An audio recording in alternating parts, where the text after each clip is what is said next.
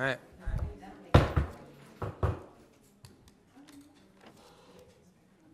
Welcome, everybody. This is Swampscott School Committee regular session of Thursday, July 16th, 2024. We are at Swampscott High School. What did I say? June 13th, 2024. We are at Swampscott High School. Welcome to everybody. It's great to see everybody here. And if you are able, let's please rise and say the pledge, please.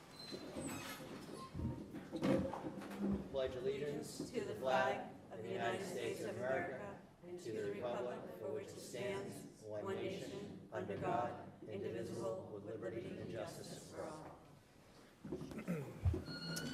All right. Superintendent, for the love of learning. Tonight we actually don't have any formal love of learning. We do, however, under the superintendent's report, we will be recognizing many of our staff that will be leaving us after so many years. So I'll hold off until committee comments and when I restart my report. All right, great. Committee comment. Mr. Jancis. I just wanted, let me bring this over. I just want to remark on the graduation ceremony that I attended with some others on the panel. Great ceremony, a little different on the Friday night, but great weather, just a great event altogether. So just, congrats again to the graduates and, for everyone who helped put on such a great ceremony. Great, thank you. Ms. Wright. I want to just say thank you for the Juneteenth celebration yesterday. That was just always so nice to see our kids performing so confidently, and just, it's always a great event. I mean, I hope it just keeps growing because it's so worthwhile to see the kids and hear the stories. That was fun, and I appreciate the history that came out of Hadley School from the second graders. That was so much fun for me today to watch that. So I really appreciate that the teachers and the students put together a little history of Hadley and Mrs. Hadley. That was just fun for me to watch. Great, thank you. Ms. O'Connor. I'll just echo what the both of you said. I have never gotten calls about a great graduation before, and I got calls about a great graduation, so kudos. I see you back there. I think not only it just resonated for people, so job well done. And too bad Sam Obala is not here with us today, because I wanted to give him a special shout out for his performance yesterday at the Juneteenth celebration. He is a young man of many talents. He's a Renaissance man. He's quite the Renaissance man. He really is. But even how about the elementary school kids that read their thing? They were the band. Yeah. Hello, Joe Dulette's daughter. Joe Dulette's daughter. Oh my, right? Yeah. I needed a cup of coffee. A little coffee. Yeah, Coffee shop. It was a great event. So That was fun. that's it. Great. I also will say that graduation on the Friday night, it was just beautiful. It was great all the way around. Really, for me, I just want to give a couple, shout outs to a couple of our high school sports teams who both made it to the Final Four in their respective divisions. Boys lacrosse, varsity head coach is Jeff Beckett. I'd just like to shout out to the captains, Jack Hazel. If I butcher your name, I apologize. Max Field, Carson Palmer, and Drew McCathern, all seniors. A big shout out also to the goaltender, Tim Sheehan. It was a great run, and to make it to the Final Four in boys lacrosse and to losing to Nantucket is not no reason to hang your head low. So great job to the boys lacrosse. Same thing to the boys varsity tennis, making it to the Final Four for the very first time. Great job by varsity coach Jen Bishop. The captains were Charles Shipens, I believe, Nick Custer, Tex Graff, and James Dicker. Again, congratulations to both teams. It is really a huge accomplishment to make it to the Final Four of these tournaments. So congratulations to all. I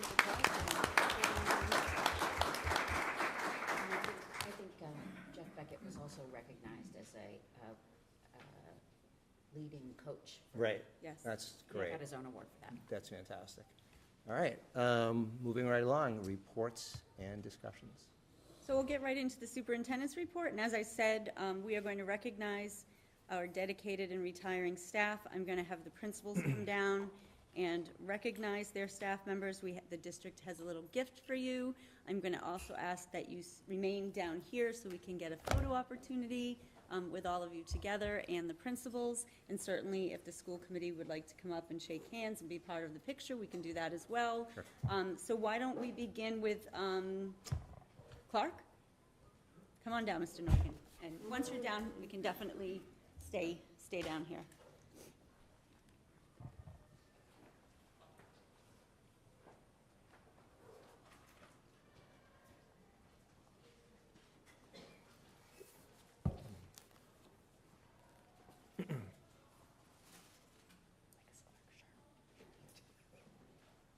So first, Gloria Salvinelli. Gloria came to Swampscott in December of 2013 as an English as a second language teacher at both Stanley and Clark. By the beginning of the 2014 school year, Gloria became Clark's full-time ESL teacher and has remained in that role ever since. Gloria has always been interested in learning about students, their families, and her colleagues, and is fascinated by everyone's diverse backgrounds.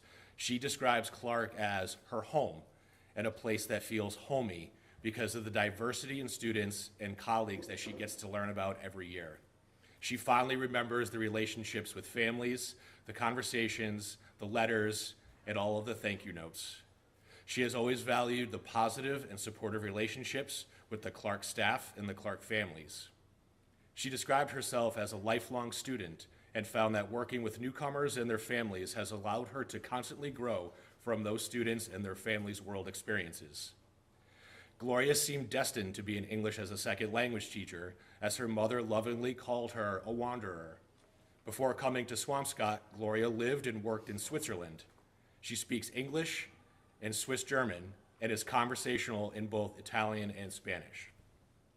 Before becoming a teacher, Gloria worked in the corporate pharmaceutical world and was recognized as who's who of American women in that corporate field. After retirement, Gloria plans to travel back to Europe to visit family, which seems to perfectly fit who she is as a teacher and a professional, a colleague who values family and one who fosters global perspectives.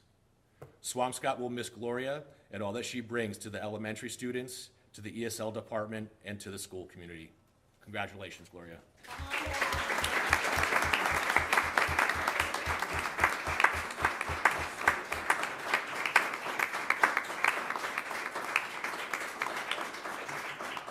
I forgot to add, it's optional for the retirees to definitely say something if they'd like. It's not mandatory, it's optional. So, congratulations. Retirement hug. Congratulations. And a shot. And if you want to have a seat in the first row until everybody's done, that'd be great. Thank you. Congratulations. Okay, Amy Jalbert. Amy is originally from upstate New York and grew up in Brookline, Massachusetts. She completed her undergraduate work at Boston College and her graduate work at Lesley University and began her career in a residential special ed program. Looking for new challenges by 1992, she accepted a position at Swampscott Middle as the 7th and 8th grade special educator on the Raiders team. 1 year later, Amy met her future husband, Mike Jalbert, who was a substitute teacher at Swampscott Middle School. Amy then transferred to Clark as a special education teacher in 1996. Eventually, Amy moved from special ed into the third grade classroom role and has stayed in third grade at Clark ever since. When thinking back on her career, Amy remembers the joy that 8 and 9-year-olds have always given her. In fact, she passionately exclaimed, "They are my peeps." She will miss the connection to the community that being a Swampscott resident and a Swampscott teacher creates. She will miss the drop-bys when students and former students stop to knock on her door to say hello. And she will miss knowing the families and the neighborhood as both a neighbor and as their children's teacher. She will miss her colleagues who have become more than friends. When she thought back on her career in Swampscott, she used words friend, friendships, and then landed on family to describe her relationship with the Clark community. Through the years, it has been both the ups and downs that forge lifelong relationships with her colleagues, some of whom will carry on at Swampscott Elementary and some of whom already retired. She remembers being the first teacher to design and use electronic report cards, and remembers moving parent conference sign-ups from paper requests that went back and forth from home to school to using Sign-Up Genius. But most remarkable, Amy also remembers starting the morning staff breakfast at Swampscott Middle School, a tradition that continues to this day. And this legacy is the essence of Amy and what she means to both Clark and Swampscott Public Schools. She is a professional who has tirelessly worked on her craft and built the team and family culture around her in every role she has held. Amy will be missed, and she will always have a home in the town and in the school district. Congratulations, Amy.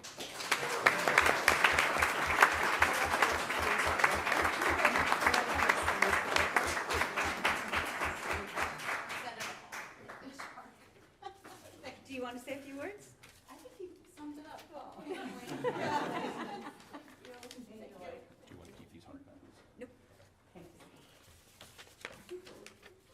And we will go to, is Stephanie here tonight? No, okay. I'm going to read it anyway. Stephanie Coletti. Stephanie Coletti wasn't able to make it tonight. Stephanie Coletti's enjoyed a long and remarkable career as an early childhood educator, both within and outside the Swampscott Public Schools. Stephanie joined the district in 1990, and over the past 34 years has taught both kindergarten and grade 1 students in multiple elementary schools. She ultimately found her home at the Stanley Elementary School in 1995, and in short order found her niche as a first grade teacher extraordinaire. Through the years, a multitude of grateful families have reached out to district administrators at the building and central office level to express their appreciation for Mrs. Coletti's efforts educating and nurturing their children. Her depth of experience has allowed her to tailor her instruction to meet the varied educational and social-emotional needs of every student that walks into her classroom. A lifelong learner, Stephanie seized upon professional development opportunities to refine and energize her craft in the classroom. Mrs. Coletti is the consummate professional and has been an anchor in the Stanley School community throughout the years. She is a trusted and respected friend and colleague, frequently sought after for her wise counsel and thoughtful insights, and sharp wit. That's true.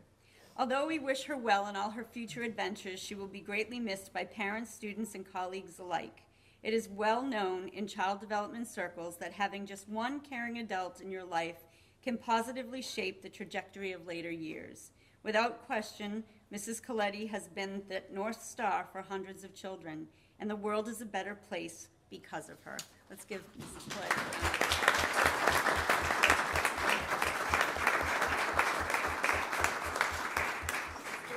Middle school? Yep.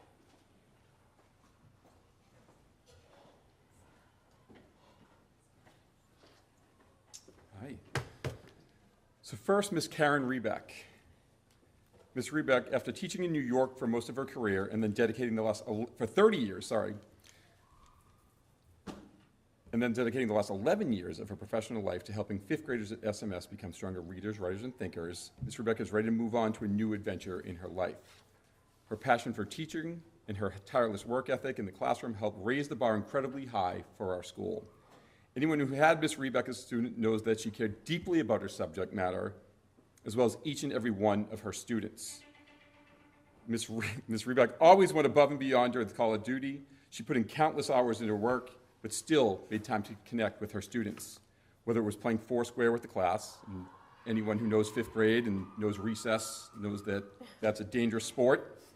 Showing up at SMS musicals and sporting events, Ms. Rebeck gave it all to her kids. You will be missed, and best of luck in your next adventure.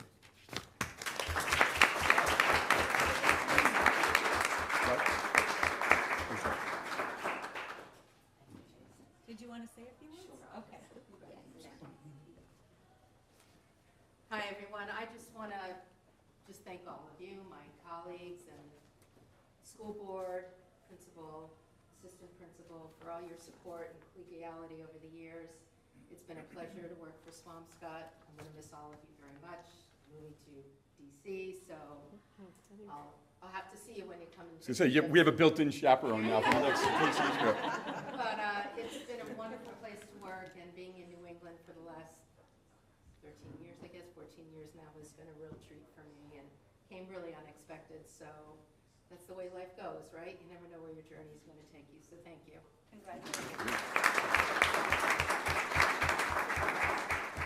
So just for those of you who don't know, we had the middle school moving on ceremony last night, and we had, Butler, 1,000 people there. There must have been 1,000 people there, and I think a lot of them were there to show support for Mr. Butler. So, the living legend himself, the Swampscott legend, Mr. Tom Butler. There is no way to fully describe Tom Butler's impact on the students of Swampscott over the past 4 decades. With all due respect to Sam, Mr. Butler is the real Renaissance man, or maybe his protege. He knows it all. Before Google, if we had a question, we'd go straight to Butler for the answer. He can change the brakes on your car, put an addition on your house, and you can do your taxes. I will say, did you make this one too? Last night. I made the gallon. Okay, so last night, so as I'm walking up last night to the stage, he tells me that he built the podium that's up there. So you may have made this one, I don't know. Let's see, he makes his pasta and bread from scratch. I'm sure he's doing that tonight. And he does this all while literally riding his bike to and from school no matter what the weather holds. Speaking of bikes, for years he has fixed any SMS student's bike that needed it. He never asked for recognition, and he never asked for a cent. Cheryl, we might have some reimbursement bills now that Tom's not doing this. Sorry about that. He always just did it. He always knew he was the person our kids could go to no matter what they needed. He was the reason some of your parents got through high school, and he's one of your favorite teachers. When I was in high school, I remember Mr. Butler talking about paradigm shifts and that we had to be ready, and I honestly did not really know what you were talking about. But now I do, and it's clear. Swampscott has to be ready for a huge paradigm shift in the fall. It's called Life at 207 Forest Ave without Tom Butler for the first time in nearly half a century. Wow. Thank you for your incredible dedication to our kids, the town, and enjoy every minute of retirement.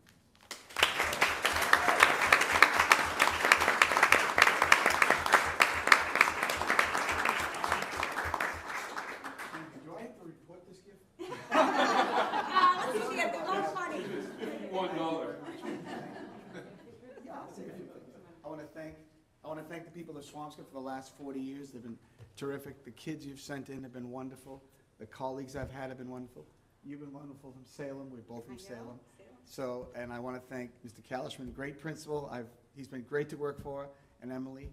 And I want to thank you guys, especially last year was a tough year with the loss of my wife. And I want to thank you guys for supporting my family, my daughter Alex, Vicky, and Pierce, and my girlfriend Donna. Thank you so much for supporting us all, and we're very grateful for all you've done for us. So we're thankful. Thank you.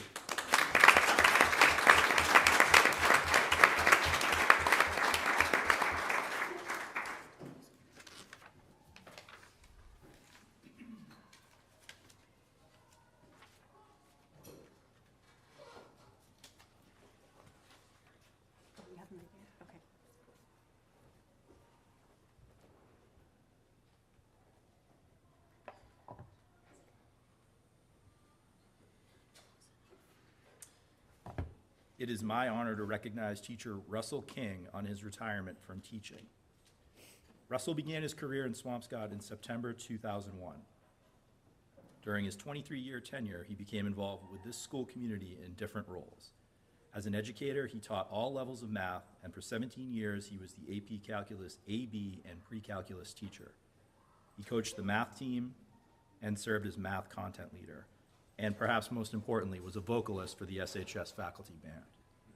Russell kept abreast of changes in education and often shared them with his colleagues with personal commentaries. I've always appreciated Russell's sharing articles from different publications, the New York Times was a favorite, about current trends in education. Recently, Russell has shared many articles and opinions on the impact of technology, specifically cell phones and social media, on education.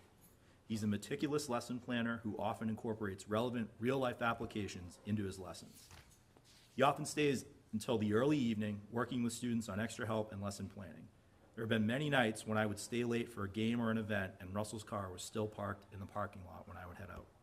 Always professional in all his interactions with students, peers, and parents, he provided detailed and insightful feedback to students that could help them improve their academic performance.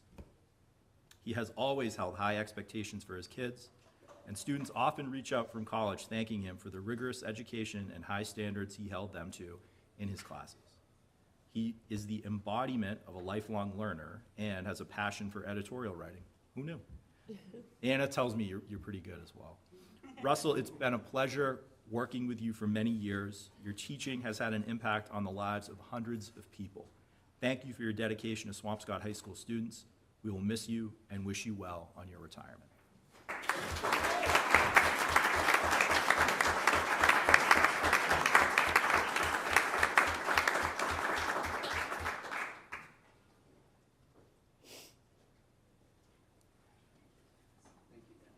Congratulations. Do you want I'm a hugger. words? Are you a hugger? Yeah. Would you like to say a few words? Sure. I can be long-winded, but I'll be short. I want to thank everyone here, colleagues, school committee, Dennis, Pam, Chris. Chris was with us in the high school for a while. 23 years is a long time for me. I calculated before the meeting started, about 10 times longer than the place that I'd worked the longest in my life prior. I did a lot of things before 2001, but it all prepared me to be a teacher, and I'm proud of what I've done, and I'm so glad that I had the opportunity to work with so many great kids in this town, because they make it such a great job when you can bring young people along, help them learn, and then work with great colleagues who are also very dedicated and fun to be with. Characters like Tom, for example. We did get acquainted in the old high school, which is now the middle school, and we were just reminiscing about the conversations we had about bicycles. Turns out we're both bicycle nuts. Anyway, thanks everyone once again. Really appreciate it. Congratulations.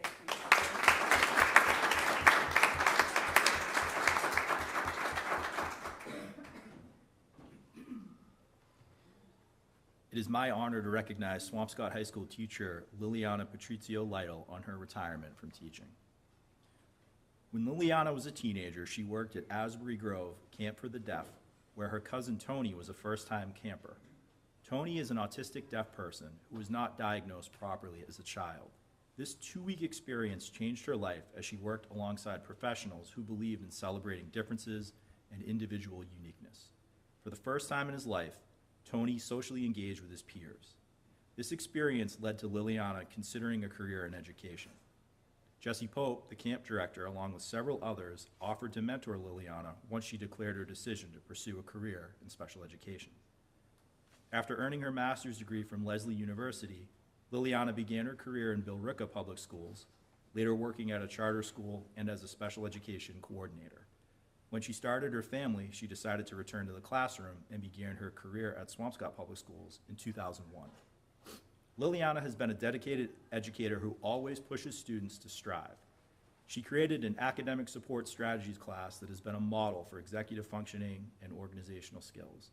When I enter her classroom, it's clear that she holds her students to high standards and wants for them to be the best version of themselves.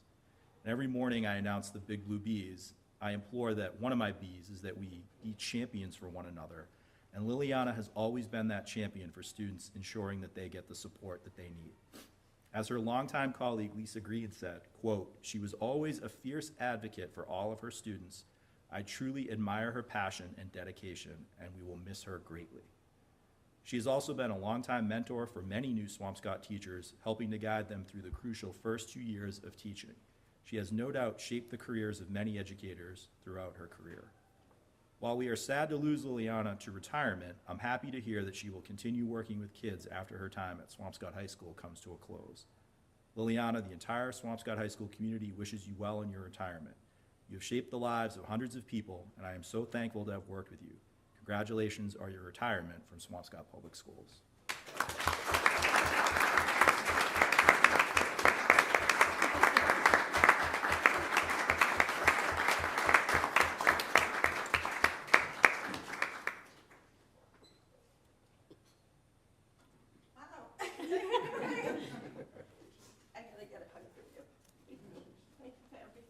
Congratulations. You gonna say a few words? All I can say is thank you to my Swampscott family. It was home away from home for 23 years, and I'm really going to miss it. We're going to miss you too.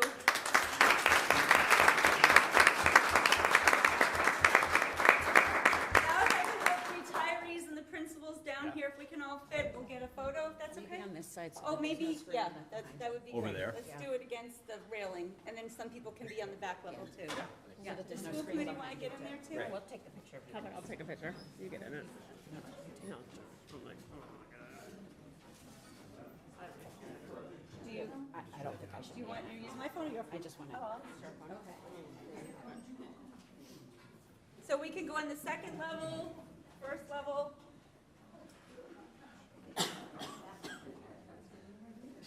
Face this way. Okay. I get to be next to like this. You can do a row in the front. All right. Okay, I'll go in the front. Maybe I'm gonna only run in the front. We'll come in the front and over to the back row. So we'll How many educators does it take to stand in a line? Are you guys taking it? No, I don't want to, yeah. Slide over, please. Oh, guys look so handsome. Okay, well, taking a picture. All right, thank you. Thank you. Congratulations, all of you.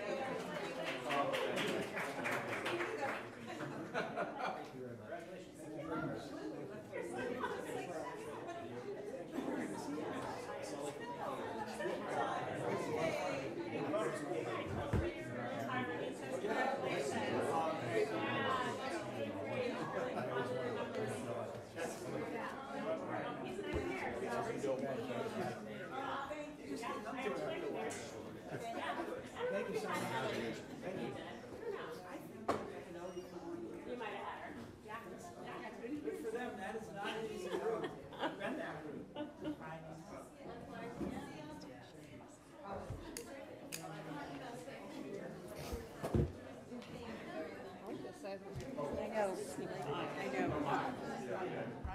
You kind of become greedy that way. I know.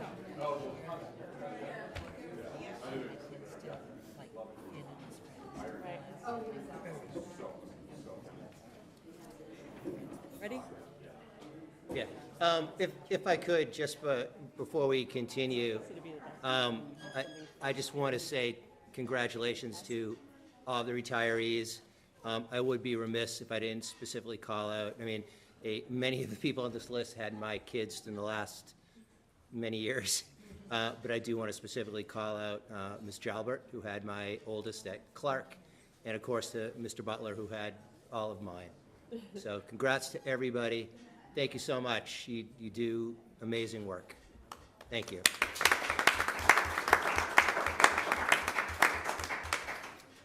There is an item on the agenda that I left off, but the timing, celebrating our retirees, seems like the perfect time to make an announcement. I'd like to tell you a little story.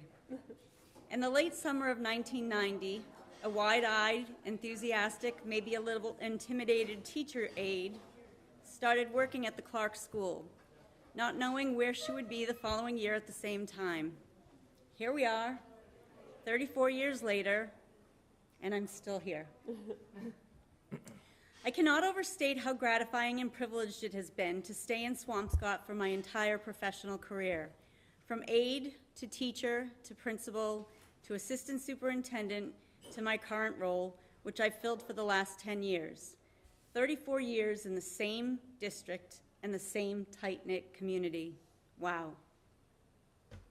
Tonight, I wanted to inform the committee that my 35th year in the district will be my last, as I plan to retire at the end of my contract on June 30th, 2025. There are a few reasons why I'm making this announcement a full year before I leave. It would have been logical to discuss my plans at the beginning of the next school year, but with a new school opening, that deserves to be the focus of all our attention. I also wanted to give the school committee ample time to determine the path to identifying the next superintendent and be available to provide any feedback that may be requested throughout that process. Plenty of work is ahead of us, from preparing for the new school opening to the 24-25 school year in general. I assure you, I will attack that work with the same energy, effort, and enthusiasm I have brought to my job for the last 34 years. We don't have to look too far to realize the superintendent position is a difficult one to fill and challenging to execute for whoever is chosen. I am sincerely grateful that the school committee in 2014 was willing to take a chance on someone whose resume may have not been the most impressive in the pile, but who was intimately familiar with all aspects of this district, believing that would more than compensate for the lack of superintendent experience. As I speak to you tonight, I would humbly submit they made the right call. I am deeply grateful for the spirit of collaboration that I've been fortunate to experience with all of the school committees I have served. It has been a privilege to work with motivated students, dedicated teachers, engaged parents, and supportive residents. I am unsure how many of today's professionals will still be here to share their stories in 2058, but I am certain of the nobility of this profession, and I wouldn't change a thing about my journey. Thank you.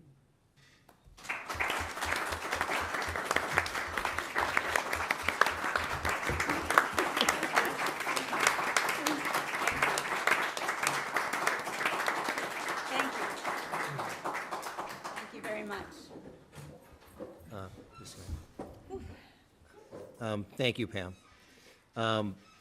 First and foremost, thank you for just an amazing, what will be 11 years as superintendent when this is said and done. But more importantly, as you said, 35 years. I mean, just from a personal point of view, you've dealt with all three of mine, many, many meetings. So, thank you for that. Your legacy, and we'll talk much more about this over the next year, is just understated accomplishments. You're a valued partner to not only this committee, but to your leadership team, the individual school leaders, and teachers in the district, and the families and the students. I know you mentioned in your remarks that in 2014, it was a leap of faith. There were some of us in the community who did not even view it as a leap of faith. We viewed it as this was the next step in your career. And I think for those of us who stood up, in 2014, it was obvious then, it's still obvious today to me and to others that it was the absolute right call. And for that, I'm internally grateful. Make us all look good. Thank you. Make us all look good.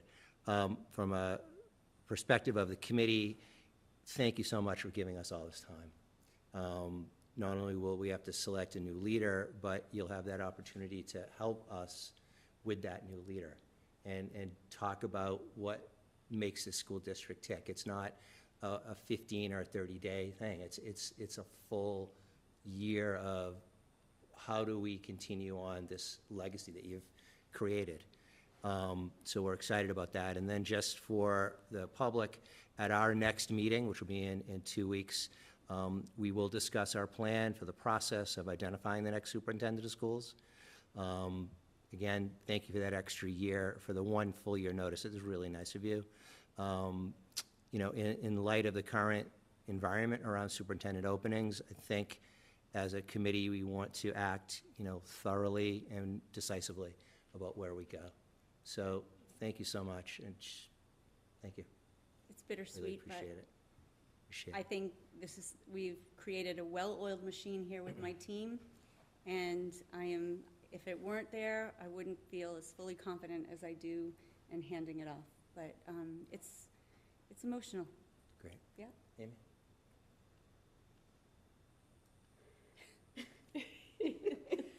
That's why I didn't look at you as I was eating my words. Oh, wow.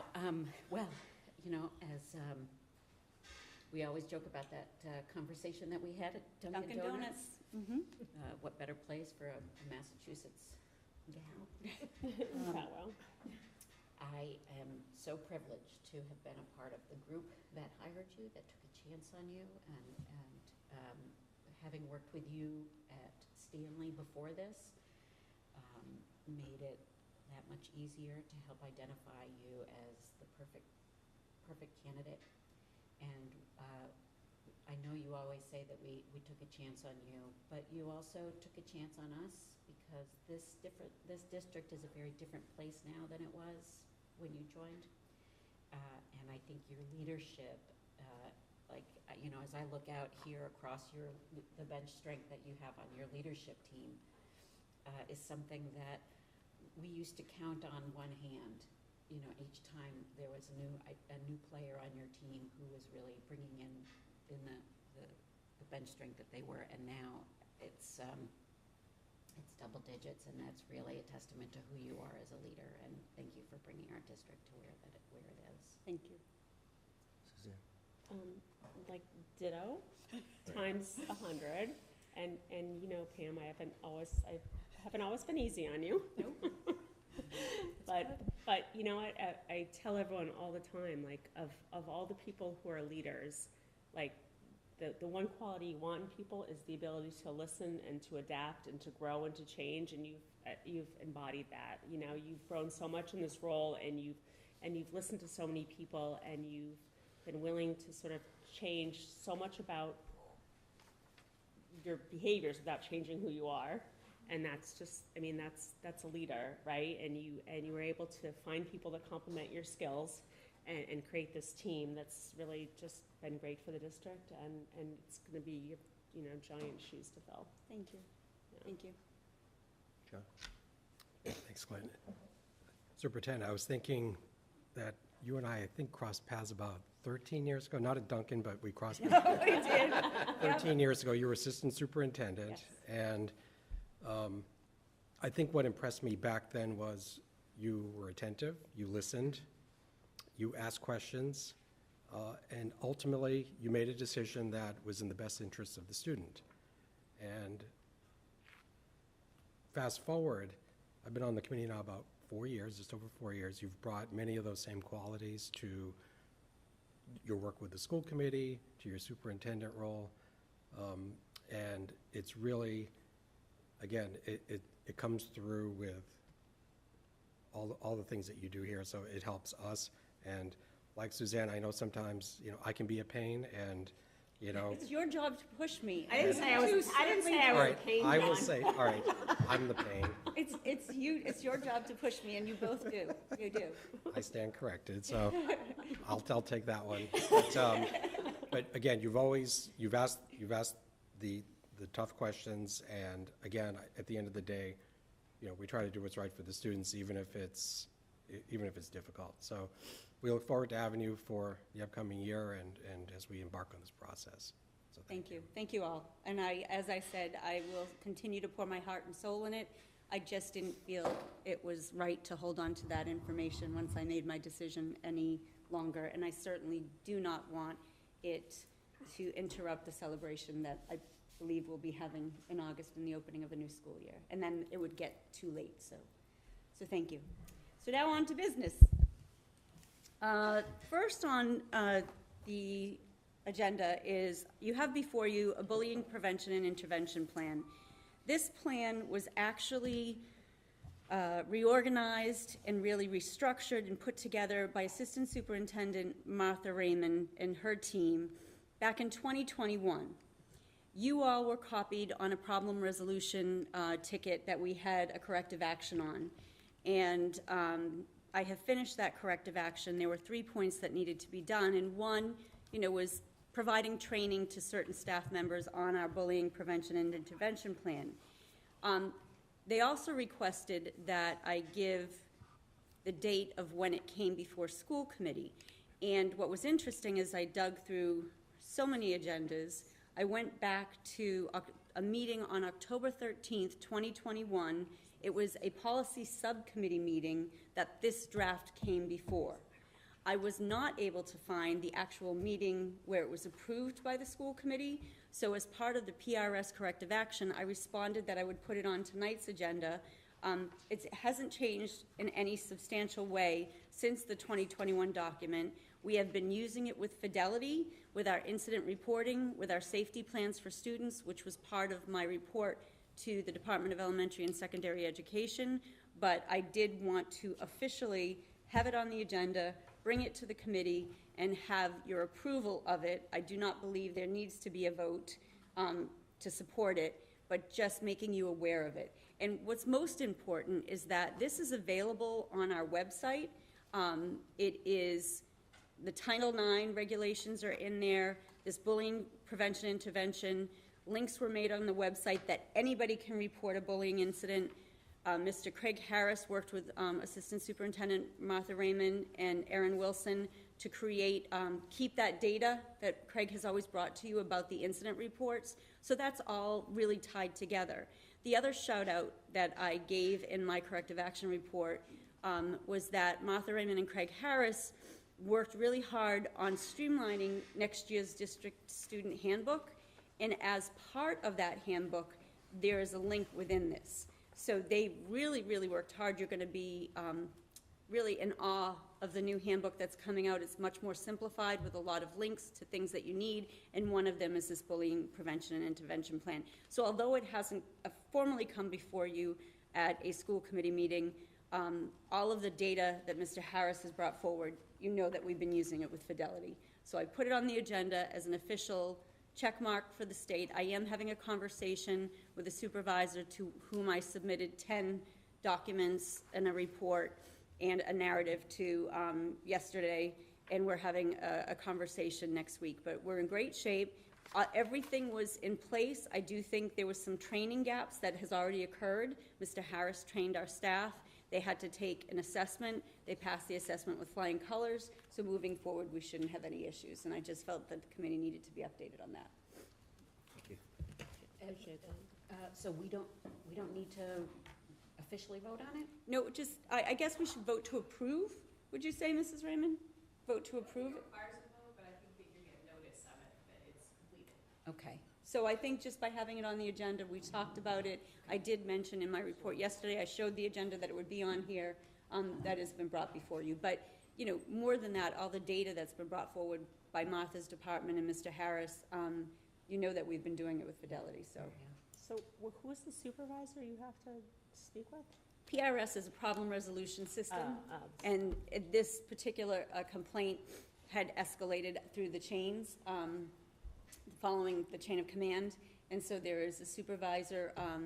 I was a little late with the report, a lot of things going on. They were completely understanding, but I do think there are some mitigating circumstances that I want the department to know about this particular case, and so we're having a conversation. And the department meaning Desi. Yes. Yeah.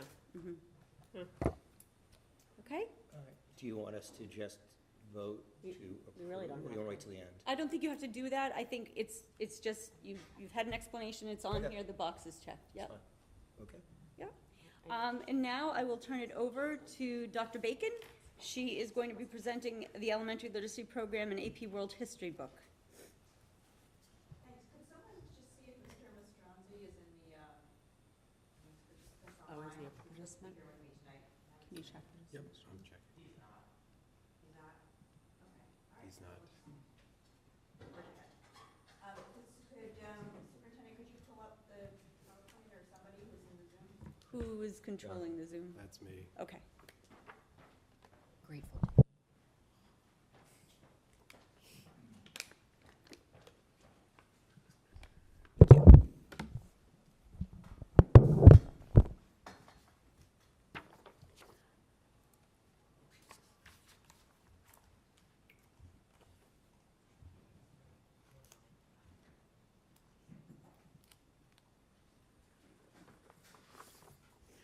Before we go on with that, I don't want to get too deep into the weeds with the bullying prevention policy, but as it relates to, Glenn, the articles that you asked me to Just click on share. slideshow in the upper right, Mr. Giantis. Good. As it relates to the we articles that I shared about the AI Yeah. and the deep fakes, and I know I shared it with some on your staff as well, Superintendent. Does it make, like, how should we, is that something that we should be talking about at this level? Is that something that's happening already, sort of, you know, with your staff? This was the issue of something that happened recently in New Jersey, and it's been all over the news about the girls who were the subject of the fake nudes, and sort of how that falls within bullying policies, but also about how that falls within our response, and making sure that we, you know, with to what Mr. Kalishman was saying about these watershed moments, that, you know, I think that this is something that is new for all of us. So I guess my question is just sort of how do we approach it without getting into the weeds of it here and with everybody having enough opportunity to look into it? First of all, I have to apologize that I haven't been able to read that article yet. No, I've been a little busy, and that's not an excuse. I would like to read it first, digest it first, talk about it as a leadership team. Okay. I do have to just say that it just so happened I was, you know, in my office, and I think our administrators are so on top of everything. The minute they get a complaint, whether it's anonymous or not, I mean, I look at the example at middle school yesterday, I look at the example at Blaney the other day, Hadley, it happens all the time.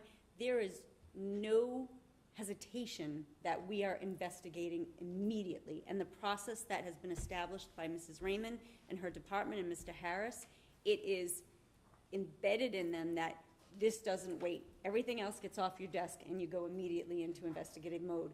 And I think a big part of our success with this is their willingness to immediately make phone calls to families. And whether it's to inform them and they already knew about something, and to say that it was brought to the school, and to say that, you know, there's no accusations, we're investigating it.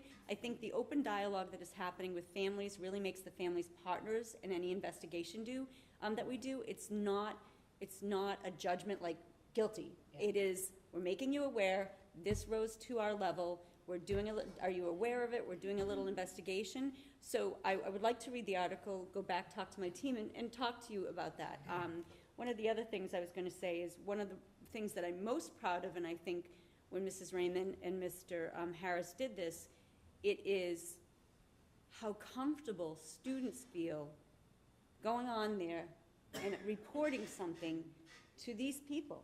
The trust and to say what they say in those reports. And I get a copy of every one, obviously Mrs. Raymond does, but I get it from every school. So I see what they're saying. And it fills my heart when spelling's wrong, but kids' names are right. They're looking out for their friends. They're looking out, you know, when you hear something, say something, they're following that. So I feel like we're really successful, but I do want to read that article and come back at you All right. with a little bit more. My apologies, Ms. Raymond, because I did not forward it to you. I will include you on it. It's also like, you know, we do have, I mean, cyberbullying is part of the bullying Yeah. policy. And I know Miss Mackie Knowles is sort of like on top of a lot of that stuff when she was helping with that policy, so. Not necessarily, I think the nuances around this were Right. also, you know, in one case, it was an administrator who was falsely accused by, and so I think it isn't just about how do we respond to bullying, but how do we factor some of this new technology into it? How do we identify it? Yeah, how do you identify it? I went down the rabbit hole of that Yeah. game you played to figure out if the face was real or not. I Yeah. must have done about 1,000 faces. I couldn't stop. Yeah. Like, once you learn how to, like, look at images and find how they're faked or what the. You know, as an Big example, in one of the issues that was brought up was a principal who was accused of things by an employee, and it was all AI generated. And so it sort of put the whole district in a state of upheaval, because the first response is when you see something, to say something, and in this case, it was something that was false. So I just want to make sure that, you know, we're thinking about this ahead of time before it happens. I would echo what Mrs. Wright said, that, you know, we're so fortunate to have Ms. Mackie Knowles Yeah. ahead of this and all over it, because quite frankly, I don't know how to stay ahead of AI right Yeah. now. And I don't know that the companies out there know how Nobody to do does, it I either. don't think. So the only thing I know is that she's on top of the latest and greatest and up to date with what's going on, and will tell us what filters we need, what filters we don't need. We had the issue at Blaney the other day with iPads in first graders, and definitely need to address the filter on that situation. We shut down the iPads for the rest of the week. So and, you know, we're saying, first graders we didn't know they how to spell certain things. And so we are definitely, right away, Ms. Mackey was over there. She was helping Mrs. Longan and Ms. Powers, and they were communicating with parents. And her immediate reaction was, okay, we're going to do better filtering. We're going to do better with managing these devices next year. So I would like to read a little bit more and get back to you, but yep, that's great. Thank you. Okay, Dr. Bacon. Okay, so if you can just advance to the next slide. So we're here tonight to ask for your vote of approval for the purchase of 2 new curricula, one for U.S. history in the, AP World History at the high school, and one for the K-4 elementary literacy program. So before I talk about those 2 curricula, I wanted to just remind you of the process we use in making this recommendation to you.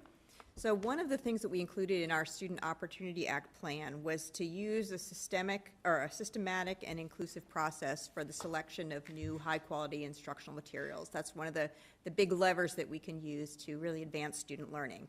So since I facilitated the adoption of our math curriculum at the elementary level a few years ago, we've been using this Implement MA process. And it really takes you through those 4 stages. So it's not just about picking something, it's about preparing to pick something, really investigating. Once you pick something, launching it with sufficient support for educators so that they can really implement the new program, and then monitoring that implementation and its impact on student learning.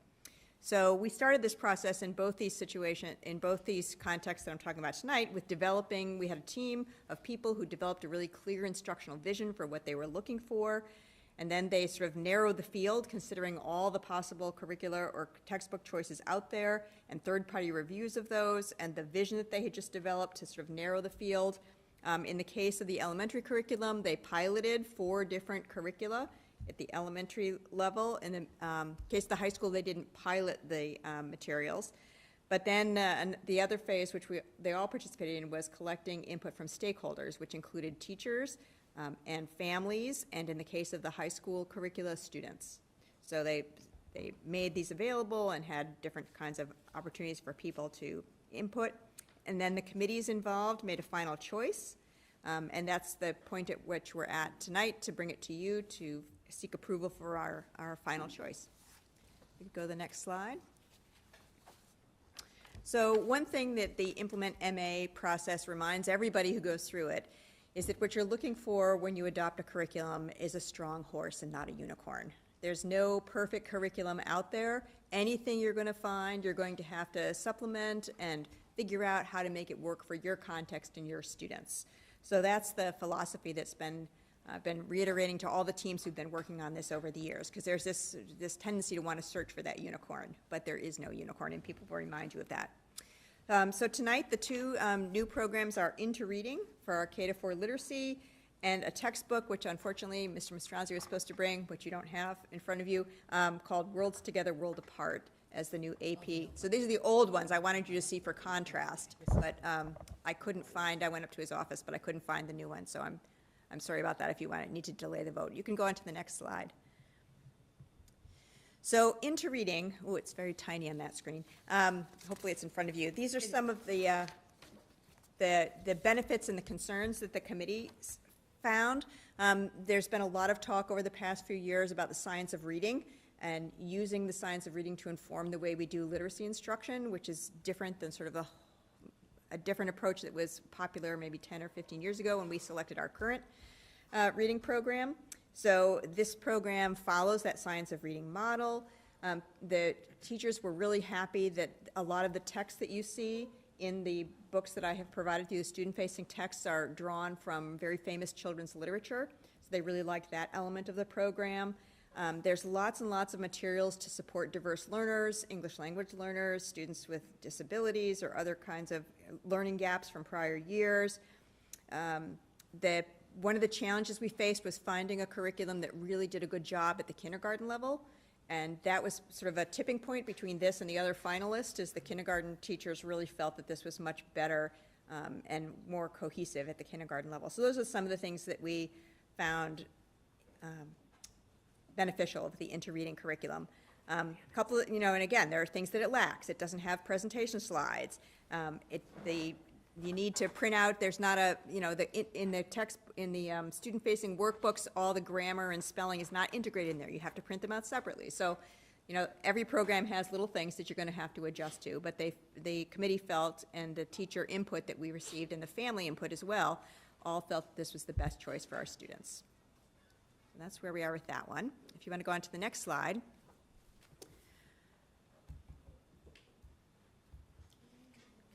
Is the subscription like, it's not the books, it's like the access to the online content?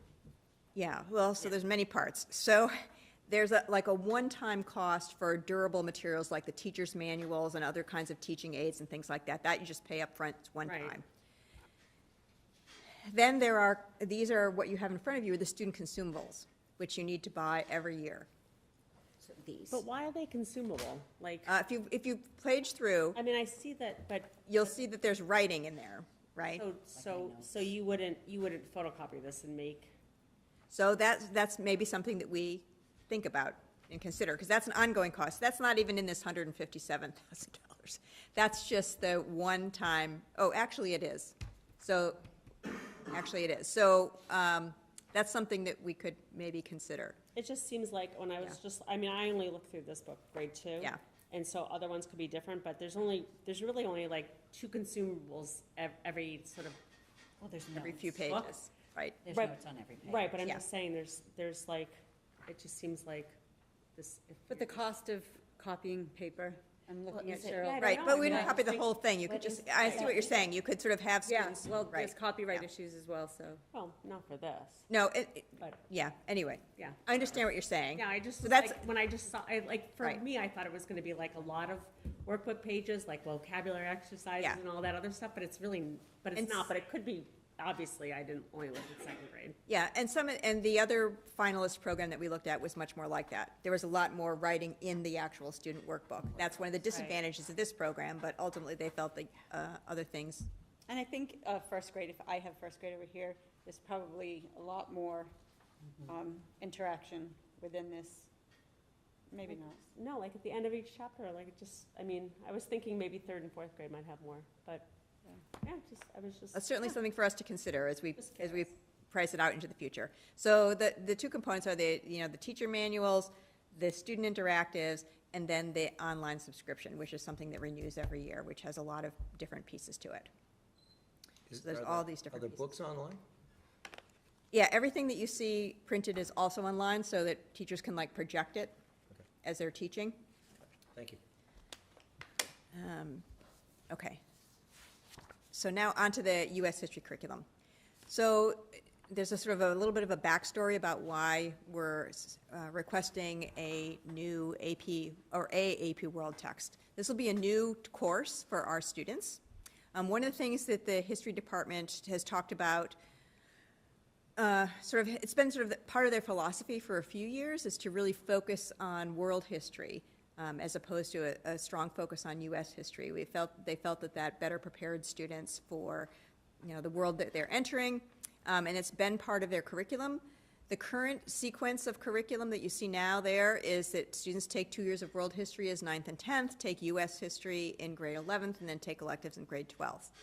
And the proposal, which the principal, Mr. Kohut, and I both approved of, their proposal was to change the course sequence for U.S. history, or for the entire history curriculum, to teach U.S. history in the first year, get that out of the way, because of the focus of the 8th grade is on civics.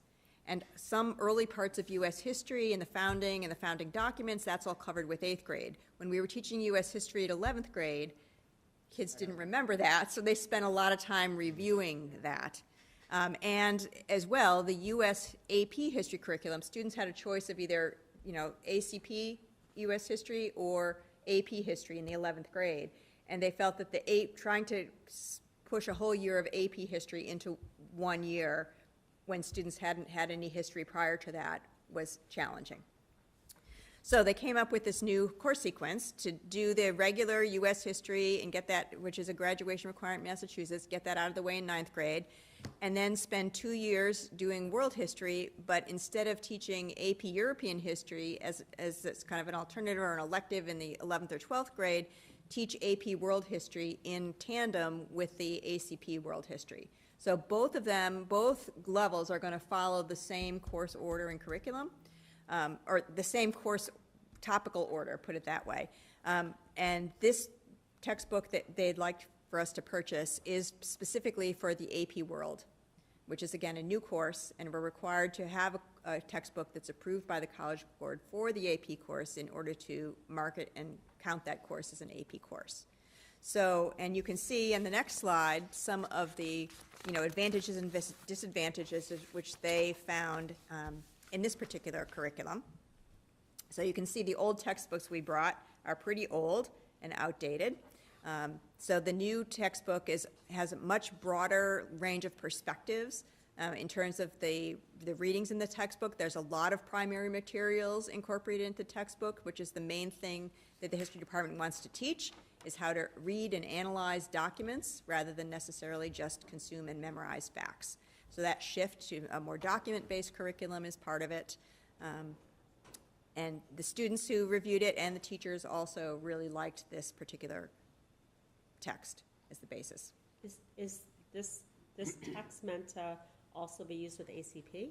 No, this text is not going to be used in ACP. What we're doing for the ACP levels in U.S. It's going to be the U.S. history for 9th graders, both the ACP and honors. This is world history.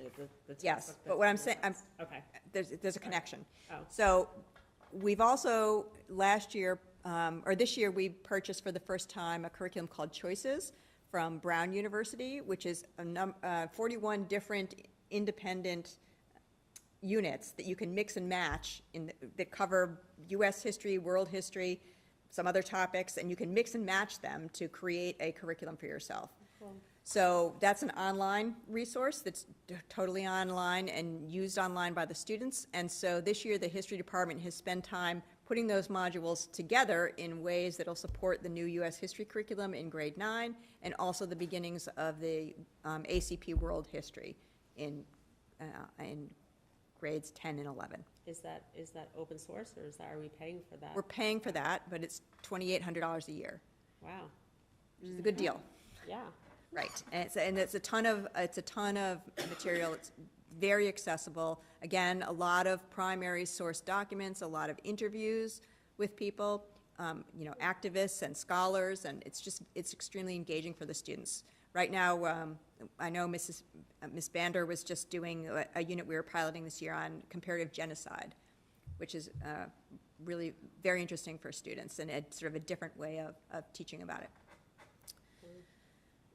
Okay, the next slide, I think. Committee questions? Yeah, anything that you have questions about? John? I got a couple. I'm just going to go back Sure. a couple slides. So this slide. So keep me honest. So it looks like under the new column, there's no longer AP U.S. history. It'll be taught as a senior elective, which I think that history department feels will go better because kids will have already had a full year of U.S. history, so they won't be starting from scratch when they offer AP U.S. history as an elective for 11th or 12th. Like if somebody in 11th grade was really interested, they could double up on history and take two history courses. So they're really delving into a college course. Right. As opposed to just taking it for the first time and right, like trying to cram in all that information and everything else. Right. Okay, my other question, just for the 10th grade ACP and the 11th grade ACP, World War I and World War II, I don't see honors for either of those, so it looks like those aren't options there. Yes, and that's the way they've been running the 11th grade. So they'll run an ACP version of U.S. history, and then the other option was AP U.S. history.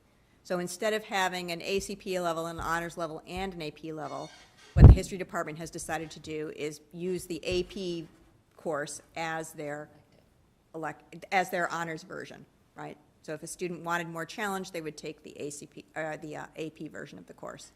Is there a concern that this is going to overwhelm the AP teachers with this change? I don't think so, because I mean, that's coming, you can speak to that, maybe Mr. Cohen, it's coming from the history department. This is the way that they like to do things, and one of the larger things that we're working on at the high school level is expanding access to AP courses and encouraging more and more students to take AP courses. It really, in our philosophy, and I think Mr. Cohen and I and Mr. Mastranzi all share this philosophy, that it shouldn't just be, the best students who are exposed to AP curricula. And all the research suggests that if you're exposed to AP curricula, you have a better chance in succeeding in your first year in college, in your first semester in college, and better chance of persisting in college if you've had the exposure to AP coursework in your high school, regardless of whether you earned a qualifying score on the AP exam.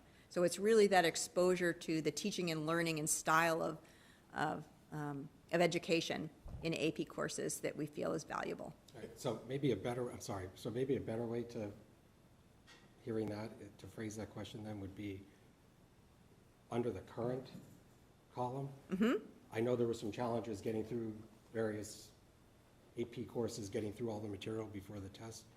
Does this new approach try to address any of that? Yes, because you'll notice AP World History is one course, and here they teach it over, in the new model, they teach it over 2 years. So it gives them 2 years to get through that material, which they feel will work better with our new schedule and and the kind of depth that they'd like to bring into the instruction. They do this at some private schools as well, locally. Well, an AP European history seems such a smaller topic than AP World history. 1 and then Yeah. World 2. Yeah. Like, Right. obviously.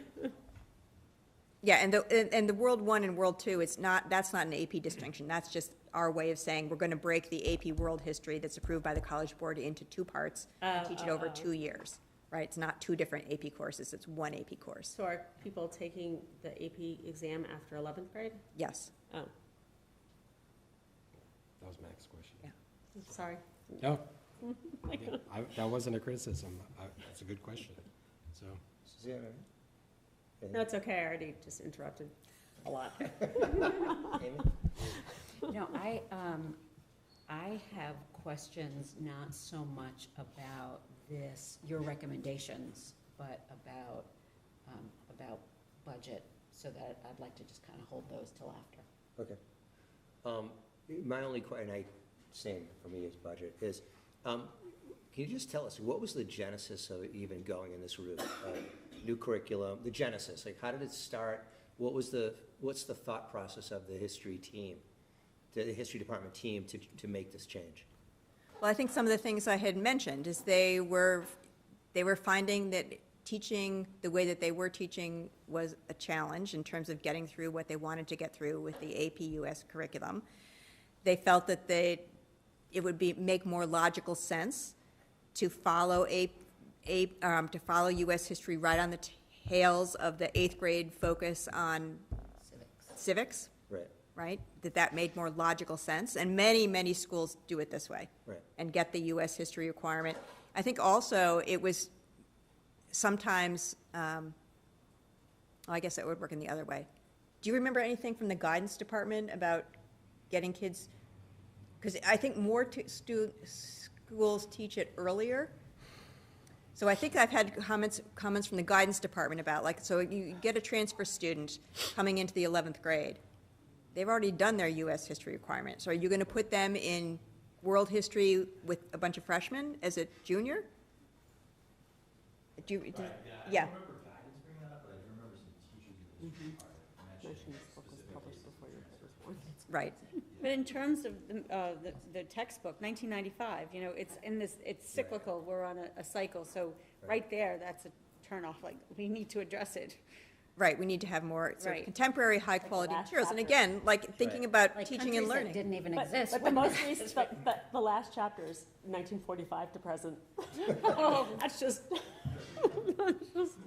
it's kind of funny, Or not. or not. Thank you very much. That was great. Appreciate that. So the vote will be later in the agenda Okay. for that. So then, if I can just jump in. Absolutely. I look at this as a question of, with all the work that just happened, and the fact that going forward, we don't have department chairs. who does this work? How do we get this done? And when I look at $157,000, I know that because it's here, that you've done your work with Ms. Stella. So it's not for me to figure out whether or not we have this money. But when I think about the fact that we're sitting here looking at a book that was published before my kids were born, and I've got one in college now, I'm sure that there are others that are coming along the way. So with our budget cuts, how do we, part of why I ask this aloud is because just to bring public attention to it and know that this is not something that's going to be solved right here. But I worry about who's going to do this. So I don't have all the answers, but I have some of them. I do think if we are to maintain the cycle of replacements and looking at programs and books, there's going to have to be an infusion of funds to continue to do this. I mean, Dr. Bacon is very budget conscious, and even through this whole process for the literacy program for the elementary schools, is working with the vendors, is piloting with the teachers, is getting information back, and then once something is selected, how many times do we go back and look at what is the most budget friendly? Ms. Stella has brought up the fact that wouldn't some of these items be capital? I wrote that down. They have a longer, 7-year life, right? Clearly, 20 years. Right. So we were, Cheryl was actually pursuing that, in that, is this something we should be discussing with the town, that these should be capital items? Right. Because they certainly meet the dollar amount threshold. I don't know if I'm speaking for you, and maybe you'd like to speak. Oh, yeah, no, I mean, I think once Dr. Bacon and I started speaking a little bit about this, and I had realized how costly it was, and the length of time with which we utilize the licenses, the materials and whatnot. Unfortunately, it was too late to do anything about it this year, but I certainly do think it's a discussion to be had, because when we were discussing this generally, it causes spikes in our budget, right? And that's something we're trying to avoid. As different materials cycle through, suddenly now our budget has, gone up, and then it goes down, then it goes up, and so it certainly meets the dollar threshold. It certainly meets the length of time threshold. I have received some level of confirmation that there is the potential that you could bond it as well too, which is obviously an important piece for it to be in capital. So certainly I think this is an ongoing discussion as we move to the next set of curriculum materials. It'd be curious to see what other districts do. In terms of who's going to do the work, we already have several meetings on the books with the administrators of middle school and high school to figure out. I would like to personally take a look at some of the high school schedules within the departments. I know there are days that there are more than one period that teachers are free, and the contract says one period. Therefore, how do we utilize that time to get this work done in the absence of content leaders or department chairs? So you're dead on. All of these conversations are happening. I do think we need to look at what's ahead for next year and maybe plan better through the budget process for potentially submitting this as capital.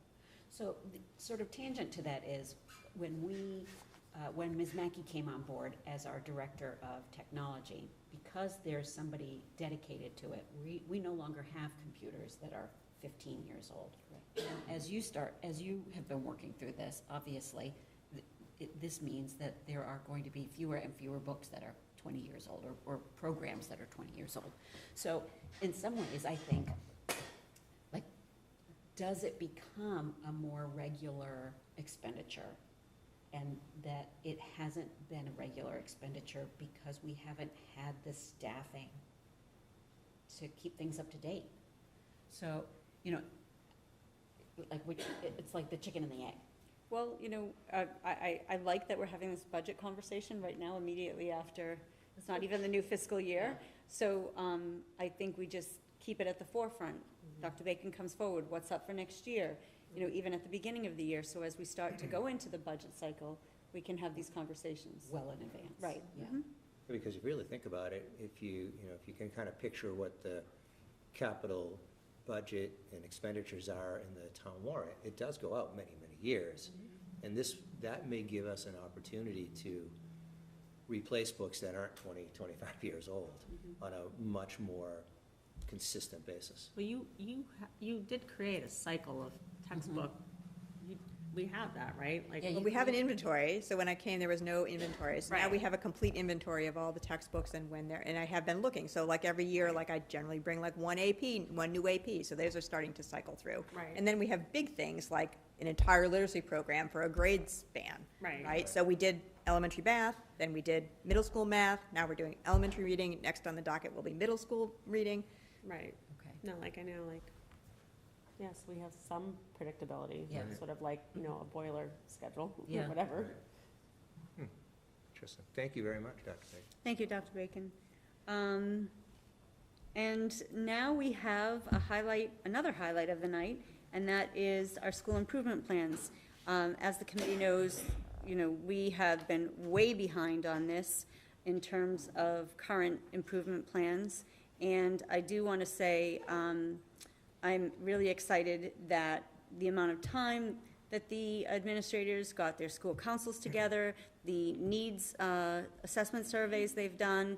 And so there's not really fancy presentations tonight because this was the format I gave them in terms of what I want to compile for all of the school improvement plans and have one book. And I never gave them directions to come up with a PowerPoint. So some of the presentations are this way, some of them may be in a PowerPoint. Would we like to start with elementary? Sure. Okay. Could we pull up, is yours a PowerPoint, Lori, or is it? It was in the format I was. Yep, it's a separate one, so it should be linked within the agenda, John. I think this is the way have always looked at these. Probably, yeah, nothing, but the template of the whole district school improvement plan is really good this year, and so we'll just compile it into one book and make sure you all get it. Okay. So before I officially begin, I just want to take a moment to express my deepest gratitude to select individuals because this undertaking has been a challenge, my professional challenge of my life so far. But I have learned so much, and like any good educator does, great educator does, you stop. There's so many moments for reflection, changing course, giving various stakeholders chances for feedback, and all doing this while still running Hadley Elementary School. And this really would not be possible without certain individuals that I believe deserve some recognition here tonight. So I just wanted to take a moment to say thank you to Catherine Curtis.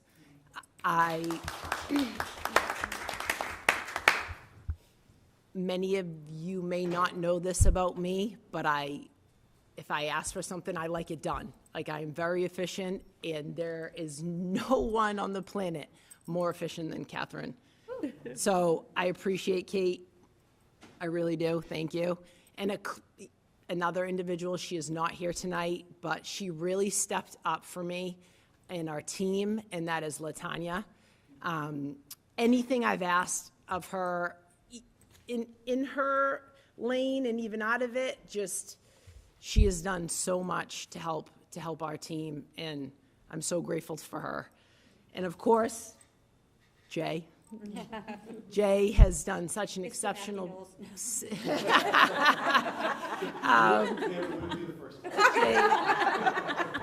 I know you get that all the time. Jay has been my, how do I say, he's just kept so much balance. He really has. He's learned so much, and he's been asking questions and wanting to grow himself in the process, but also being, there and solid for Hadley. And obviously to Mary and Lois, who have been helping with the process, but also sharing invaluable feedback. And finally, I feel like the most incredible mentors I could ever have, Jason Kalishman and the superintendent, Angelakis. always, they take my calls, they take my questions, they offer feedback, they listen, and that is a quality I'm so grateful that everyone acknowledged in our superintendent, because that is something that she taught me, to listen and ask questions. So thank you to everyone I just acknowledged and beyond, but you know, those people definitely deserve recognition here tonight. And then when we move to look at the elementary school improvement plan, I did ask permission from the superintendent to have this plan be a one-year plan for us, because there are so many unknowns. And I know that eventually is gonna make more work for my team, but I wanna do it right. And I don't wanna just say, oh, here's our 3-year plan. I wanna say, okay, this is what our team really wants to commit to for this calendar year, and this is where we're gonna dive in and do a lot of work. So, that being said, the first goal for Swampscott Elementary School is that we're gonna shoot for 90% of SES students, staff, and families. We want them to feel valued, respected, and supported by the end of the calendar year. Our leadership team is committed to creating an environment where every student and staff member feels a sense of belonging and inclusivity. We believe that when students and staff feel valued, respected, and supported, they are better to thrive and experience growth. And this connects directly to the district's, to our core goals, and also priority 4. And then our action items. The most important thing that, you know, Jay and I have talked about, and some of other individuals, has been the importance of communication and constantly checking in with various groups. So we're going to dedicate, you know, grade level meetings, team meetings with our grade level staff monthly, mental health staff, MECO. We're so excited that we've dedicated a classroom to our MECO family at SES, and very excited that Temi and Krista will continue this work with us. The support staff, that is something where I feel we can improve on, and I would like that to continue for our ESPs and tutors, to constantly check in with them, see how they're doing, but also moments of coaching as well. A new one for us will be the literacy implementation team. Dr. Bacon and I will work closely with our new hire, and that is directly our second goal. I'll get to that in the future. The SEA building reps, the PTO representatives, and Officer Wilson and Sora. In creating a culture, you know, this here is something that's very special. We want to pay tribute to the unique cultures of 3 different schools, but also create a new culture. Greeting students by name, that is something we take great pride in. Morning music, I learned that from my guy up here, Mr. Kalishman. Quotes and announcements, Mr. Knowles really took that on this year, and where he used to start doing it, we changed it, direction, and now students. It used to be a 4th grade tradition, but now students across the school, including kindergartners, take part in that. So we manage a calendar, the kids sign up for it. We will be creating a new code of conduct that will be in the works for the summer. We are excited to share, we have just told all of the students our new mascot will be the blue lobster. We asked our staff to kind of pick 5, and then every single student, elementary student in the district voted. They casted their vote, and the blue lobster was selected, and we shared that out yesterday. I didn't even know that. I know. Yes. We will continue Splash Awards, and we will reflect on that a little bit and try to fine-tune the criteria for these awards. We are committed to thematic community meetings. We're going to work out how that will look in a school of over 730 students, but that is something that is very important to us. And student-led initiatives that promote inclusivity. We will continue with 4th grade leaders, reading buddies, where our older students will read to our kindergartners, and also some one-offs where there are some students who, you know, in third grade like to participate, and that can be a motivating factor to promote, great behavior. Community service projects that, they're across all 3 schools, everyone has had their own ideas and practices, and we're gonna try to take some of the ones that we think we can manage. Spirit Days, tournaments that we have, but also expanding on them and creating new traditions. That's all exciting stuff. The PTO, once the new officials will be elected, we're gonna work closely with them to continue enrichment and cultural assemblies, and also, that big kickoff event in the summer is already in the works. We're already talking about that. Family outreach, we want to welcome all incoming SES families. New families to the district will be ongoing. ELL families will be ongoing. Coffee with the administration and mental health staff, that will happen at least triannually. I am hoping we can do it up top on our outdoor classroom space. I'm super excited about it. So nice. And obviously the Sunshine Fund for staff milestones in community building. So, again, how are we going to look and see if we're meeting our mark? That really has to be done through, formal, we're gonna try to survey at least twice a year, students, families, and also the staff. And then, some informal assessments to kind of temperature gauge how everything's going.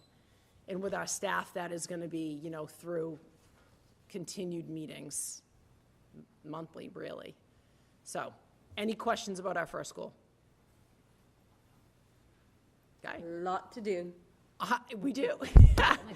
On to the second. This is why when she said, "Are you okay if I do a 1-year plan?" I'm like, that makes sense. That just totally makes sense.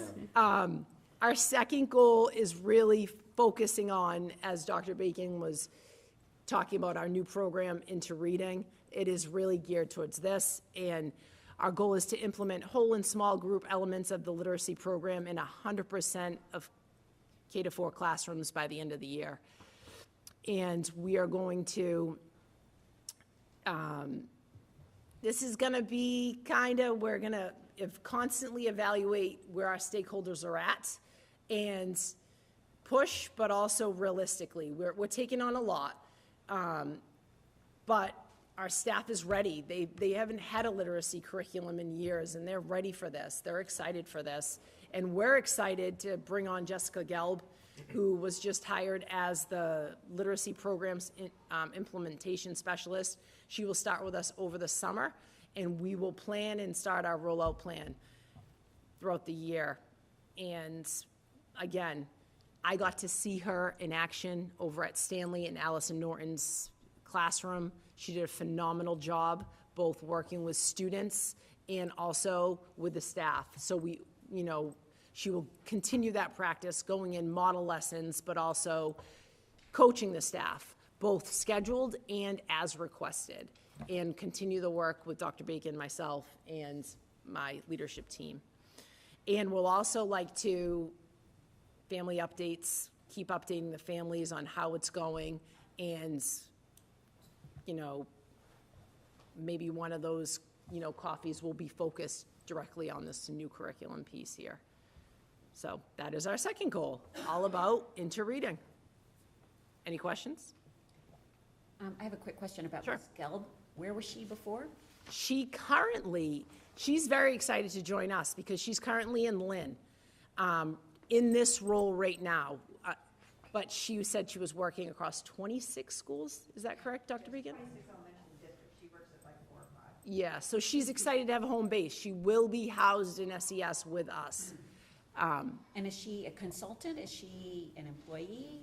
We've hired her as an implementation specialist, similar to the math coaches that we had. That's what I was going to ask, Yes. Is this like the math coaches? And Dr. Bacon and I were having the discussion about following the trajectory of the iReady from the spring in math, and in the absence of those coaches, math coaches, as it relates to budget. So those are things that are becoming the school committee's way as well. But this is a position to assist the teachers in implementing this program with fidelity. Jean can't do it alone. Yeah. And she's a department of one, just as our we have other departments of one. And so this is a person dedicated, as Lori said, to assisting the teachers, modeling lessons, and really making sure this $157,000 is being utilized, they're trained appropriately and being utilized to fidelity. And so she's part of your department now? Yes. Okay. Yep. And goal 3? And goal 3 is, again, coming together, transitioning from 3 elementary schools into 1. Each school has its unique systems about behavior management, about social emotional support, and also attendance. So we're dedicated to we've already started this work, but continue the work to develop 3 systems that will support our students and staff relating to attendance, social emotional needs, and behavioral and academic expectations. So this is related directly to the policies, practices, and structures, which is the district's priority 3. And all of this, again, is to support our students, but we want to develop almost like a guide, so that the staff, the students, and families know. And I'm not sure if you saw, we just sent out our first communication regarding to this goal about our counseling plan, about our plan, what it's going to look like, who's going to take on what, So for example, Molly Casper, one of our school psychologists, she will be working with grades kindergarten and 3, and she will stay with these students throughout their duration of Swampscott Elementary School. And then Daily Kobos, school psychologist, will be the social emotional point person for grades 1 and 4, and that she will continue with those grades. So does that make sense to everybody? So within this large school, parents have a contact person that is with their child for their duration in the school. So the one who's taking care of the 4th grade is not following them into middle school, are they? No. No, okay. She'll loop back She'll down loop back. and grab K Okay. for the following year. Okay, that makes sense. But the idea, I think personally it's genius at the elementary. Guidance at the high school, right? They follow the kids, so why wouldn't we do the same model?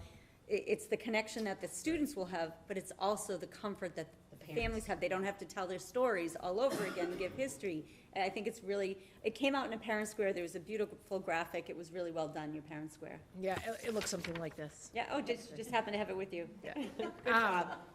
And just kind of looking at some of our action items, we are definitely offering tours of SES. We're doing this kind of twofold. Ms. Curtis is already managing a list of students across the 3 schools that we feel need some extra time, not in large groups, where they would benefit from coming in, meeting their teacher if possible, but if not, myself or certain members of my team, they could see their classroom, they could see the school. So we have a running list going already of targeted students that we feel social emotionally need this extra level of care. Then we also are going to offer tours once we have a little bit. I talked about this also in my last communication. We're thinking we'll do some signups through Parent Square and have groups be led through the school so they can see the whole school, family tours with that as well. And this is something that I did also, I took from Jason at the middle school when he starts his year, every year doing transition meetings where he meets with his team of teachers and talks about, and the mental health staff, and they talk about background of basically almost every kid. It's so awesome. I love it. We're going to continue that work at the elementary level.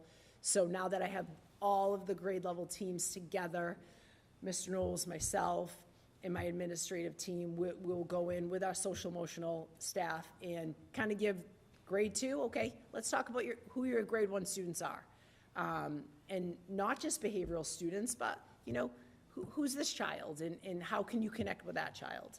So that's something we're going to do. And for a change for the elementary this year, again, for the first 2 days of school, I believe it's August 26th and 27th, grades 1 through 4 we have built into our schedule for those opening staff days times, so really you could break it into, I think, thirds, right? There'll be two time slots on the first day, I think 2 hours on the first day, and then another hour on the second day, where teachers can organize meet and greets, where they'll have their class lists, the families will be able to come in a smaller group environment, meet their teacher, see the classroom, and they'll also be able to bring all their supplies in, so they don't have to bring them on the first day of school.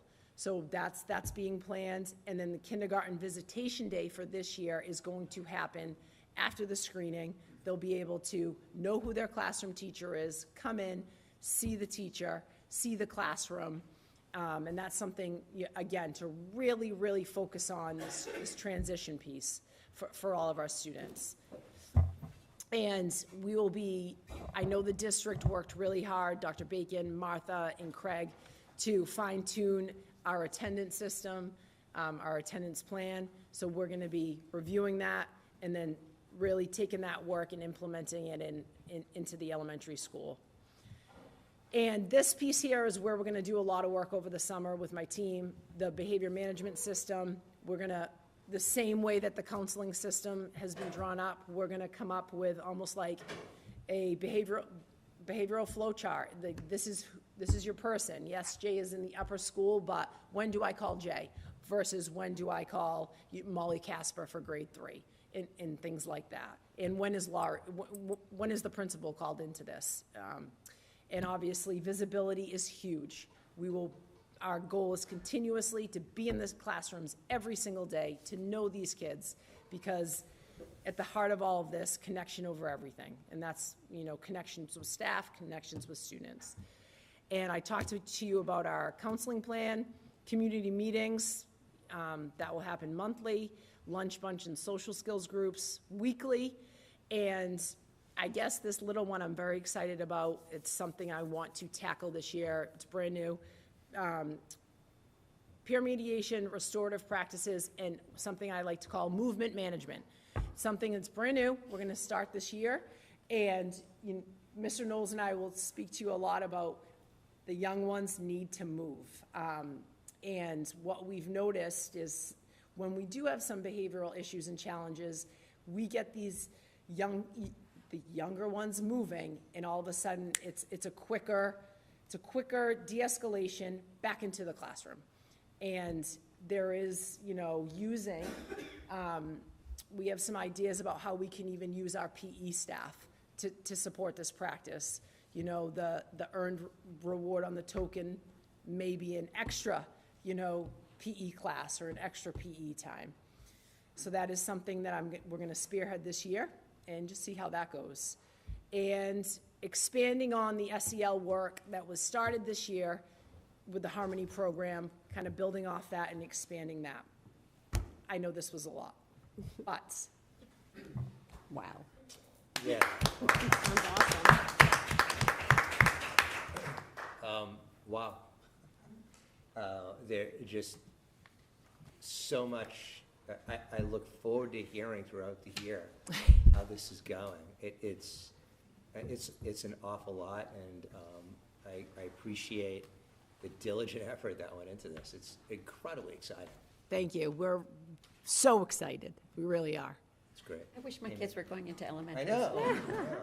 I wish my own were coming Right. here with me, I like just in this have to say, building. Your enthusiasm is Right. so captivating, and Thank it you. makes me realize part of why the superintendent is also so excited about this whole process, because I just, your enthusiasm is really catching. It's like such an opportunity to start fresh, Right. like Yeah. with everyone on the same page and like do all it's Right. But I really want to acknowledge, you for starting this by talking about how much you're learning.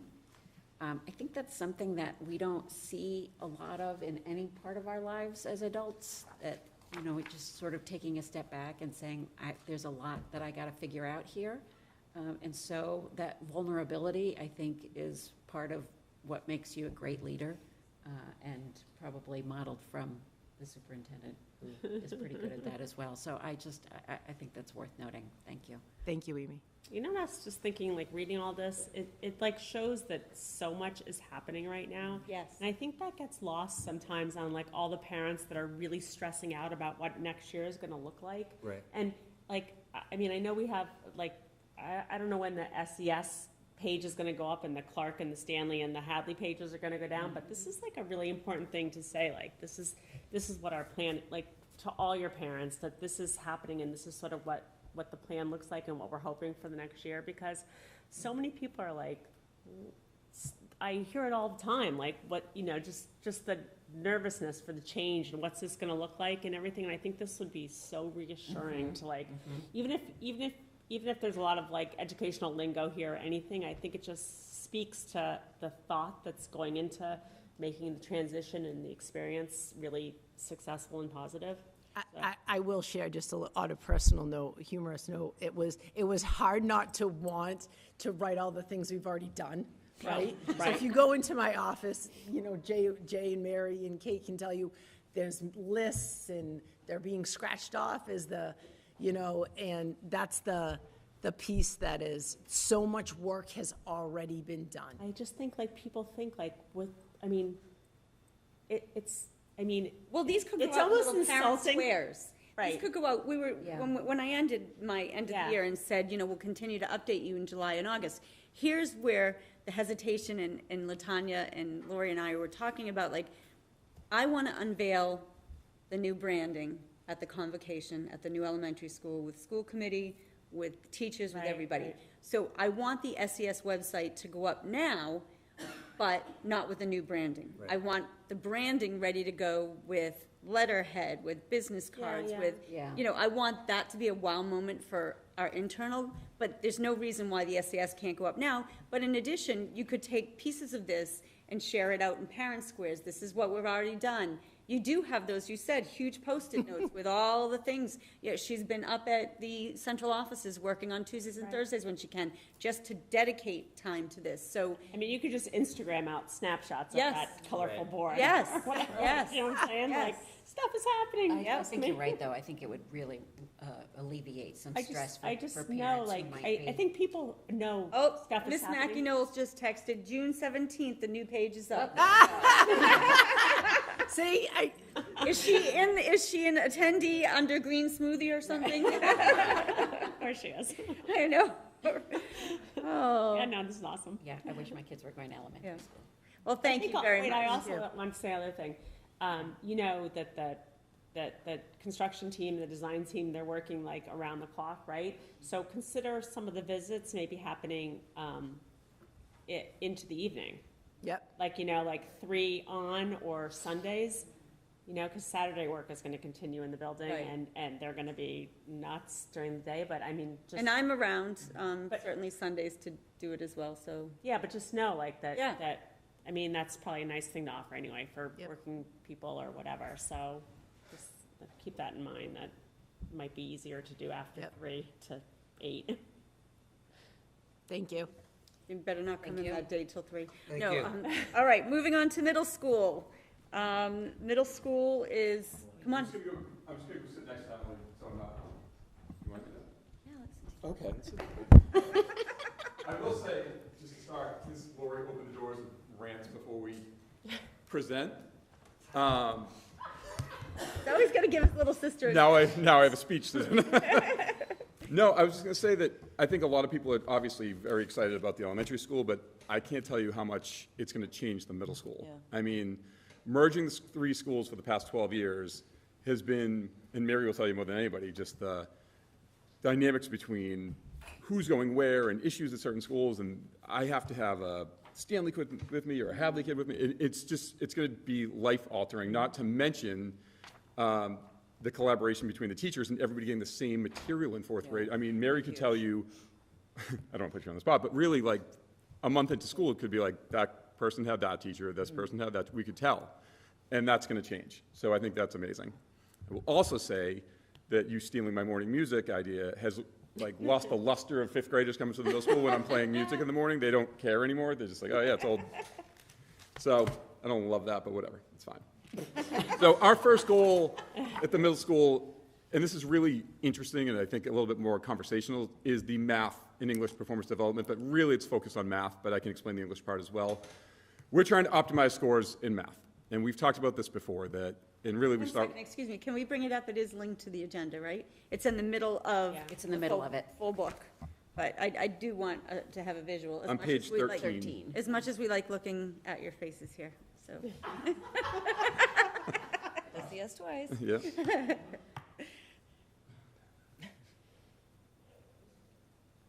There we go. And Okay. when you do have time, though, this is not for now, because I think it will be too distracting, because it's very fun, but there is a slideshow in here, it's links of pictures and things that are happening in and outside of the classroom with our school this year, and it's fun to kind of cruise through it in That's all great. of your spare time. Carry on. Sorry. And don't be afraid to check out our Instagram account, I was which gonna is say, now thriving. that I learned how to do reels with thriving, yes. At least 100. Yeah, let me give a good shout out to the middle school trip to DC. That was really fun to watch. Thank you.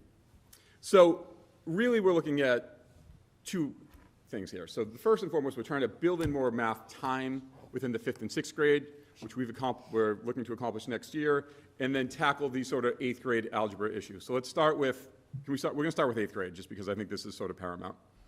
This is a national issue. I mean, there are districts that have said, everybody has to take algebra, and then that didn't work. And now nobody takes algebra, and people don't feel challenged adequately. And so basically what we started doing 5 or 6 years ago is we accepted overrides from parents. And basically they'd have to meet with me, and we'd essentially say, you know, this is what they have to do in order to get in algebra.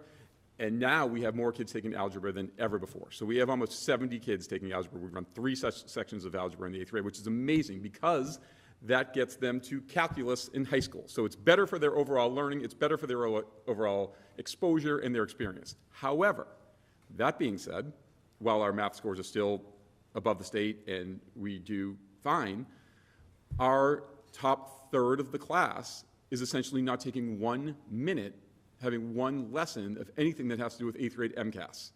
Because 8th grade MCAS is about 8th grade math, not algebra. That make sense? So, you could make the strong argument that if we got rid of algebra, while it's not better for kids and their learning and their overall exposure and where they're going to go long term, our scores would probably skyrocket, because then those top third of our students would be taking things that are directly related to the test that they're going to be judged on. Okay? So really what I think we've done is, I think we've done it right when you look at what other states have done. I think the override process has been important. And I think we're trying to expand the amount of, like the high school's working on the amount of kids taking APs. We've doubled the amount of kids taking algebra, which is great. But we just need to now figure out a way to also give them that exposure, and let's see if we can figure out how to improve our MCAS scores as well. So in the math department, we start at 5 through 8, you'll see every single teacher start their lesson with a pod. It's called the problem of the day. We're going to start implementing within our pod not just the lesson of the day or the lesson of last night's homework, which is sort of that quick formative assessment to see what the kids are learning, what they need to work on. If the teacher realizes really quick after the pod that 90% of the class didn't understand it, we got to redo it. If 95% of the class got it, we're ready to move on, we'll find some time with that 5%. We're going to implement MCAS questions and topics within the pod in 8th grade algebra. So I do think that will help, but it is just an interesting sort of topic to think about. So we're gonna implement that in 8th grade. As far as 5th and 6th, well, let's go to 5th grade. Within the new system of going to teams of 2 in the 5th grade, we are now 3 days a week going to have 104-minute math blocks. So we're basically having like a double block of math 3 days a week, as well as that double block of English, which is why we tied the ELA into this as well. So we should see some improvement just from sheer the time on learning there.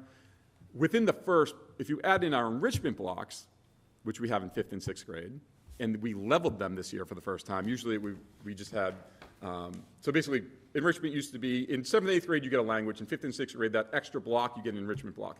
So everybody would get reading in 5th grade until a few years ago we made it to the English and social studies teachers will read, math and science will teach additional math. We did that in 6th grade as well, and this year for the first time we leveled it. So the kids who really needed the math got from September to January The lowest students got from September to January that additional math class, all right? So now within the first 2 years at Swampscott Middle School, you're getting 150 extra hours of math. You're essentially getting almost an extra year crammed in of school, if you look at it that way, within those first 2 years within our own school day. Am I saying that right? Does that make sense? Okay, does that make sense? I know it's... What do they miss out on then? Nothing. That's the, well, so now the social studies curriculum, so we've never done in 5th grade before this way. Enrichment-wise, they miss nothing because that was the language. That was the language. 5th grade this year, social studies is going to be 3 days a week, which is standard. That's what we want. Yeah. And so we're sort of using those blocks as well. Good. Okay? Make sense? Yeah. All right.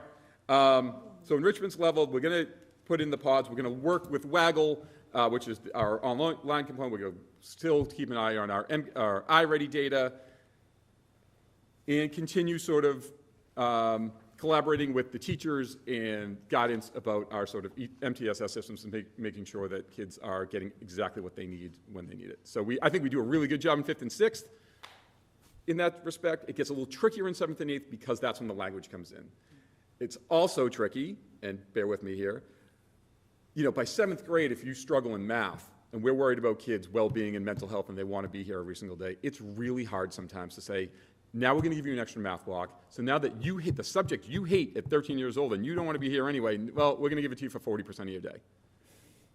Or you can try a language. It's just hard. It's not as cookie cutter as it seems. Like, of course you want to slam extra math to them when we can, but there's a lot of factors there. So it's just something to think about. We're constantly that push and pull, trying to figure out which kids can take the challenge, which kids, you know, it's probably just better off if we don't slam them with the extra math and we let them take Spanish or French, because that's going to make them happy and make them want to come here every day. Yeah, a lot of factors to consider at the same time. So we're working towards the 5th and 6th as a priority in the next year or so to really integrate the leveled MTSS process and system with more fidelity in the early years, and then continue our discussions about 7th and 8th enhanced MTSS while, you know, working on the 8th grade math. And we're hoping that, you know, if we get to them in 5th and 6th grade, that we'll see less and less kids who need it in 7th and 8th, really. And then they can take a language if they want to. So, and to be honest with you, even when we have our math enrichment classes in 7th and 8th grade, you know, some of those kids are just, they're seeing Miss Cresta to get through the day. You know, they just need the extra sort of TLC. And yes, they're doing some math and they're working on their homework, but sometimes they just need a second with her. So that's a factor as well. Any questions on goal 1? Okay. Hearing none? Hearing none. Hearing none, goal 2. Okay, goal 2. So this is student belonging and attendance. So, you know, half the battle, I think, in middle school, like just showing up, being here on time, being in school. So you know that the state is saying that chronic absenteeism is a major factor, and it crosses all sort of socioeconomic divides, also towns, private school, public school, cities. And the last I checked, it was between 22 and 24% of the state was chronically absent. At the middle school right now, we are 8.4% of our students. So for an age level where kids, generally speaking, aren't super happy and maybe don't want to come to school, we know that they do. 8.4%, we want to even get it better. So that is something we're proud of. The vocal data, which I don't know if you're aware of, so after MCAS, and this is not a shot at Desi, I know I'm going to get accused of this being a shot at Desi, Superintendent Angelakis, but I'm getting ahead of it here. So after MCAS, in 8th grade, after they test them in math, science, ELA, and now civics, they then ask them how they're feeling about life and how they're feeling about the school. So it's like, let's slam you with a bunch of tests, and then how you feeling. Our students, 2 years in a row now, said that they are 4 times the state average of a sense of belonging, well-being, and happiness in their school. Nice. So despite the extra tests and all the things that are going on, they do want to be here. And I think that's a testament to our staff and the culture we've built. And yeah, we're looking to expand that as well. Do you send that information out to the parents? We talked about it at the 4th grade parent night, and what we're... And our coffees. And our coffees, yes, which we're going to get to. Emily's coffees, I would say she's better at that. Yeah, I just think that, like, knowing that, especially as a middle school parent, when kids are not easy Yeah. to know that how they're, when you are freaking out about math scores, you know, to be able to say that these kids like coming to school, that's a big deal. Yeah, It's a big win. it's a big It win. really is for the kids and their families. Yeah. So, you know, the community events that we're going to keep happening, the Heritage Months, activity boards, we do student announcements as well. We do the 8th graders. You're a better person than I can't have, it's got to be 8th grade for me. They do a great job. It's sort of a leadership role. They feel it. We have kids who do an amazing job. I actually said to like 4 of them this week, I don't know what we're going to do next year. How good, they were so good. We did start training some 7th graders while some folks were in DC, Yep. and we were here. Yeah. It was great. But they Yeah, also It is nice, like, to your point, Lori, you know, giving students who don't always shine in the classroom or don't feel comfortable doing certain things, it's really cool to give students an opportunity and experience to try something else and to feel like a leader and to feel included, and that they have a voice that's really impacting the whole school. Yeah. Yeah, so it's great. And they start every announcement with our first words are, "You belong here." Well, good morning, SMS, you belong here. And I just think that has helped too. I think it goes a long way, just reminding them. When we talk to them about them as part of the very sophisticated training we have for them, that they have to they have to be students that are embodying those values. And so Yes. when you say it, you gotta mean it. You gotta mean it. Yeah, and people have to look to you when they hear your voice to really know that that's a value that you also hold. Yeah. Sorry, carry on. So we do a lot, obviously, we do a lot of peer mediation. I feel like that's, you know, it's a good amount of our job. Things that happen on the phones at night, which it is interesting because we're not the ones who said, give the 5th grader a phone or the 6th grader a phone, but we are dealing with it the next morning. So restorative justice part, but they're still having consequences too. I mean, like, yes, we're going to work it out with their peer, but yes, we have detention every day and lunch detention every day.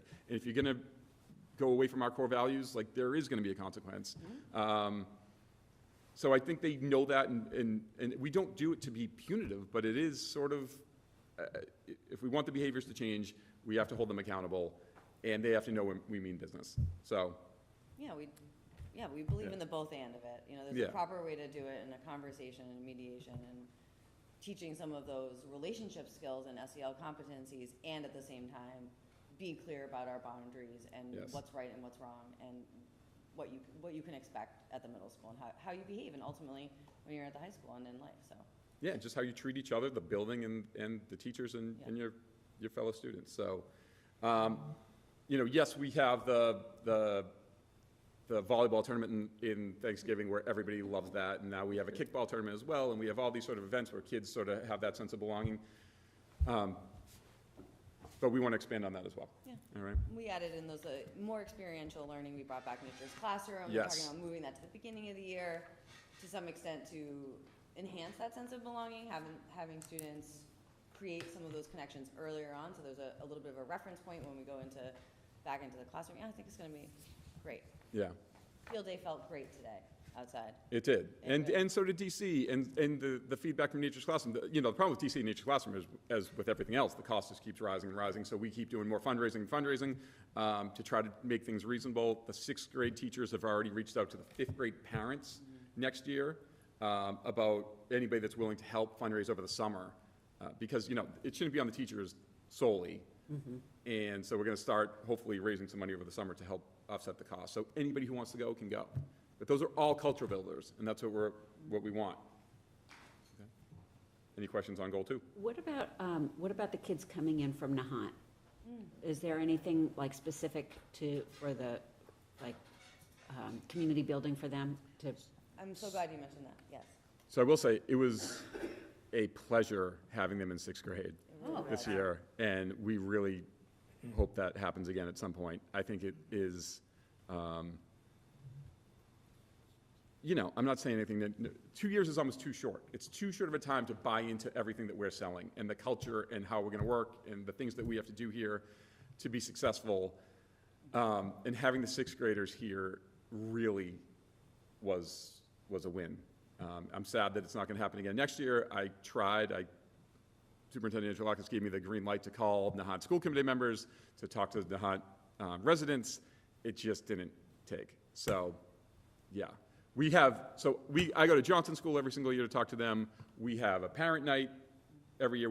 Last year we did a 7th grade and a 6th grade parent night. We'll be doing that again. And we're going to be doing that again as well, so. And to your point, so something that we'll redo again this year is we had the welcome event in August.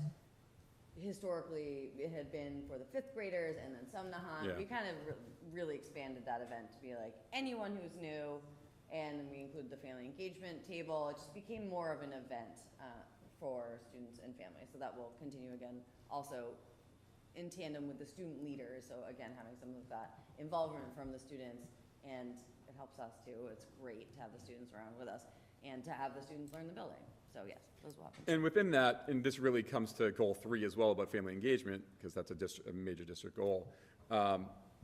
You know, over the summer last year, we called every single kid that was new. So we called every single 5th grader, every single Nahant 6th grader, every single Nahant 7th grader, and anybody new to the district, and just said, welcome to SMS. Like this, check, have any major questions, call us. We're here for you. Check our website. There's SMS 101 on the website. Anything we can do to help. And it just made such a difference when you have to call for something not that pleasant, really, to have that first call be something that was positive. And that's what we really try to instill that to the teachers as well, to reach out if you see anything good. And the data supported that. Yeah, we even set time aside at faculty meetings to say, all right, last 15 minutes, go make a couple positive calls home. And people have really bought in. But what we want to do, and this is the family engagement piece, we're on to goal 3, unless anybody has more questions on goal 2.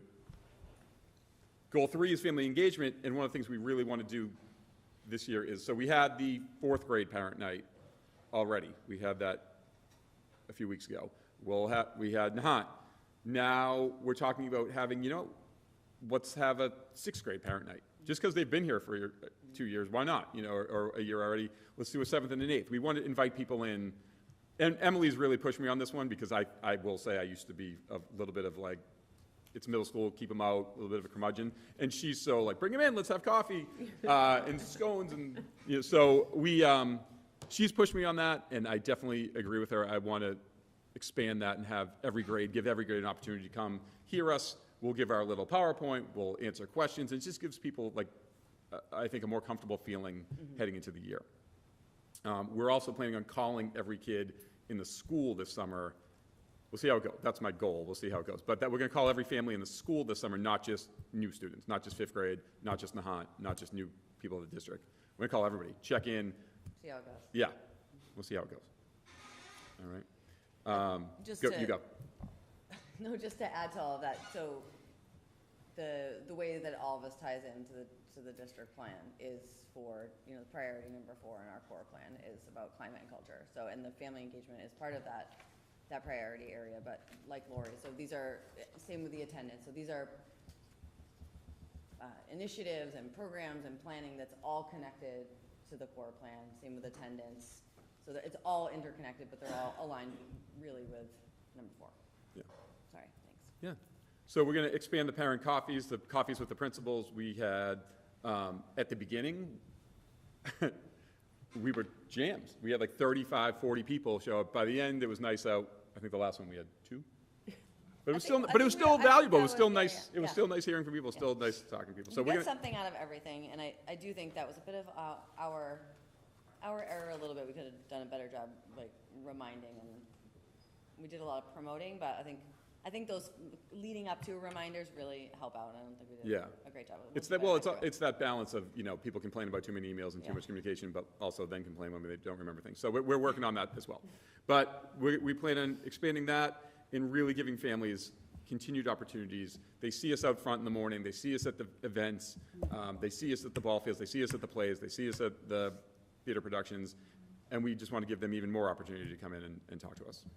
So I do think, especially in middle school, it takes, and I say it all the time to families, like we are all on the same page. We need to be on the same page, and it takes all of us to really get through the 7th and 8th grade especially. So yeah, so we just want to expand on those opportunities. Thank you.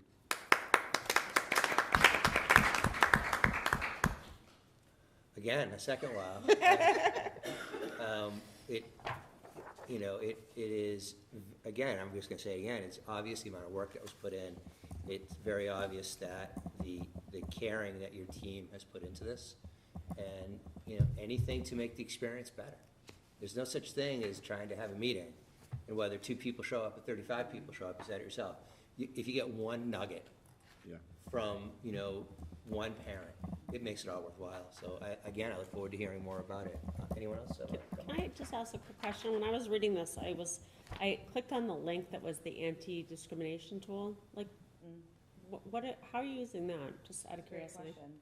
So really, if there's a racial, let me start by saying this.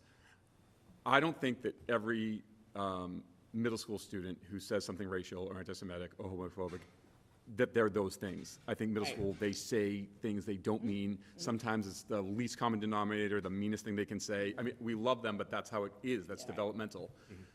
That being said, when they're in detention with us, they are going to have to do some work. And so we found these videos. That's what it's for. It's like for sort of like a Yes. restorative kind of practice. in a way. Exactly. Yes. So if you're gonna have lunch detention, you're just gonna You're not just eat your sitting tater there, tots yeah. there, you're gonna do that, you're gonna watch this video, and we're gonna sit and make you think about Mm-hmm. what's happened and your part in that, your responsibility. Even if you understand this idea of like intention and impact, that you understand that you and your choices are in there somewhere, and kind of how it's landing on other people. So there's kind of some learning built in there. And that is really, I mean, that comes up all the time. My intention versus my impact. I mean, I didn't mean to, I was just kidding. Well, look at what happened though from that joke, from what you said, from what you did. And that's something we constantly, that's been sort of our major theme this year with students with discipline. Like, that may have been your intention, but look at the impact. So. That's great. Thank you. Thank you very much. I have a question about the 8th grade MCAS algebra, or MCAS versus algebra.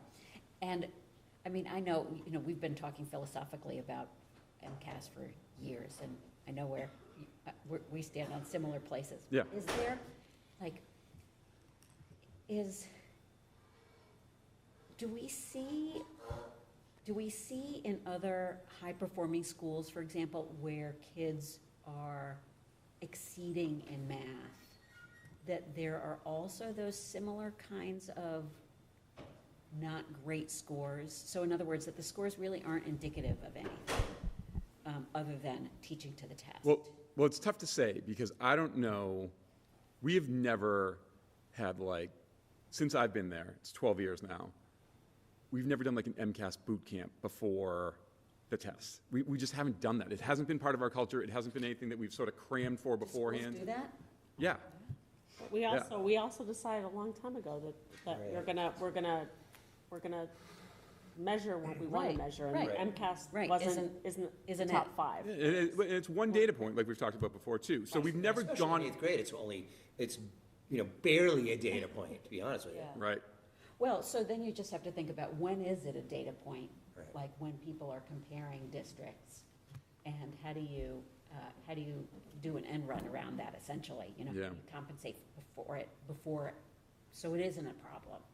So I guess my question is there, and this question falls into your world as well, since you're doing the data crunching. Is there a time, you made such a great point last year that you did tonight as well, which is like the scores may not be great, but these are kids who want to come to school, and that's what you're proud of. Mm-hmm. And I think, and that's certainly that's the data point that we're proud of as well. I don't know, I mean, like, can we, is there a downside to having crummy data, 8th grade math score, and just saying, listen, this is who we are, and we're okay with that? Hold on, can I just quick? Okay. They're not crumbling. I know. We're still. No, believe me, We're still above the state. Yes. You've got Dr. Bacon over here working really, really hard to get this score. No, but I know to my what point, you're saying. to say like this is not where we are Right. focusing our energy, and We don't need exceeding, we just need beats. yeah, But Yes. the problem is we can function like that, but the world doesn't function like that around us. And the DESE is going to come in and say you need to have these interventions because Right. your scores are like this. Like we don't want that added. Yeah. Yeah, that's not going to happen though. I mean, we But have. but I'm just saying, if we just decided to say we don't care about these scores, we're Right. not gonna take the only people we're gonna worry about is the people that don't pass. Everyone else can just barely pass and we're fine. Right. DSC Yeah. will come in and spank us and make us do some sort of corrective action, right, or work on something, and so it's worth keeping, It's worth setting the bar high. it's worth having the bar a little higher, even though we sort of don't care. Okay, all right. Like, do you know what I'm saying? Yeah. Like, it's not, And I- I mean, it's a great point, actually. It's a really good point. Is that like, I just, it's kind of a wink, wink, nod, nod. You know? right, but we also, everything, you just, the headache you're gonna hear from parents and real Well, yeah, estate because agents and if all it- this other stuff. that you Right, just we can't- we talk that you about this can't- all the time, and right. all the people in this room are very aware of it. But if you're moving into the district, that's not a conversation that you're having or used to having. Right, So. and you care about those yes. numbers, and you care about those scores, Yeah, But- and- right? Yeah, but to that point, and again, I'm not, the end game, again, is what schools are people getting into? And the same kids that are taking the MCAS, again, they go into private school and then not taking MCAS, right? Like, that's one of the benefits of private school. They don't have to take it. And then you look at the schools our kids get into, Northwestern, Middlebury, Michigan, UNC, BC. Right. It's the same as, I play this game now where with my new Instagram expertise here, I follow St. John's Prep Yep. acceptances versus Swampscott High, and they're the same thing. So I think we're doing something right. Yeah, Yeah. Yeah. yeah, kudos. Thank And no, you. and I was not criticizing, I did not mean to say they were crummy cards. No, I know. My apologies. Just in case Mr. Sweeney and Mr. Miranda will. I have loose language sometimes, so my apologies. That was great. Thank you very much. You. And last but certainly not least, our high school, which is a separate one as well, starts on page 9.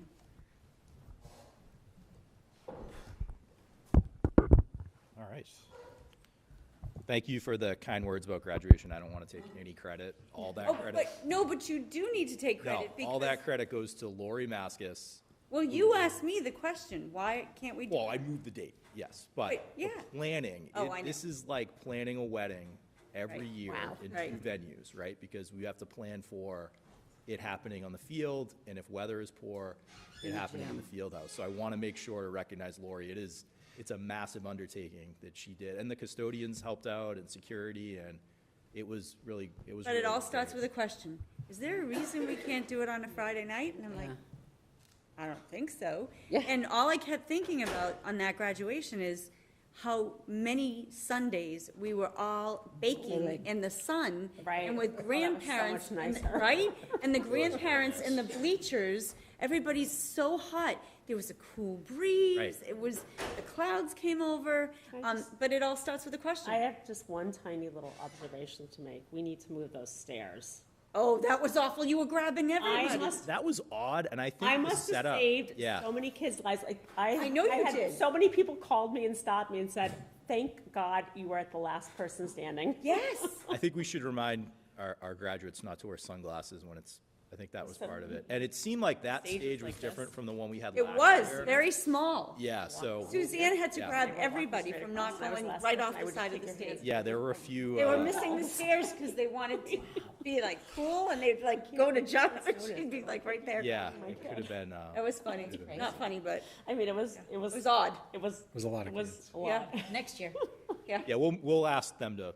Can you expand the where they stage a little actually- bit? Yeah, just a little bit. It was just like at one point I was like, oh my God, how many kids? Like these, I'm holding their hands like way too Yeah. long, and they're thinking it's odd that I'm not letting go of their Right. And I could hear it, but I couldn't see what I was know. happening, so I hear like a lot of ruffling. And, Okay, I why know. is she It holding my was, and they'd hand? be like, oh, thank you. I'd be like, literally pulling them down. Stairs are over here.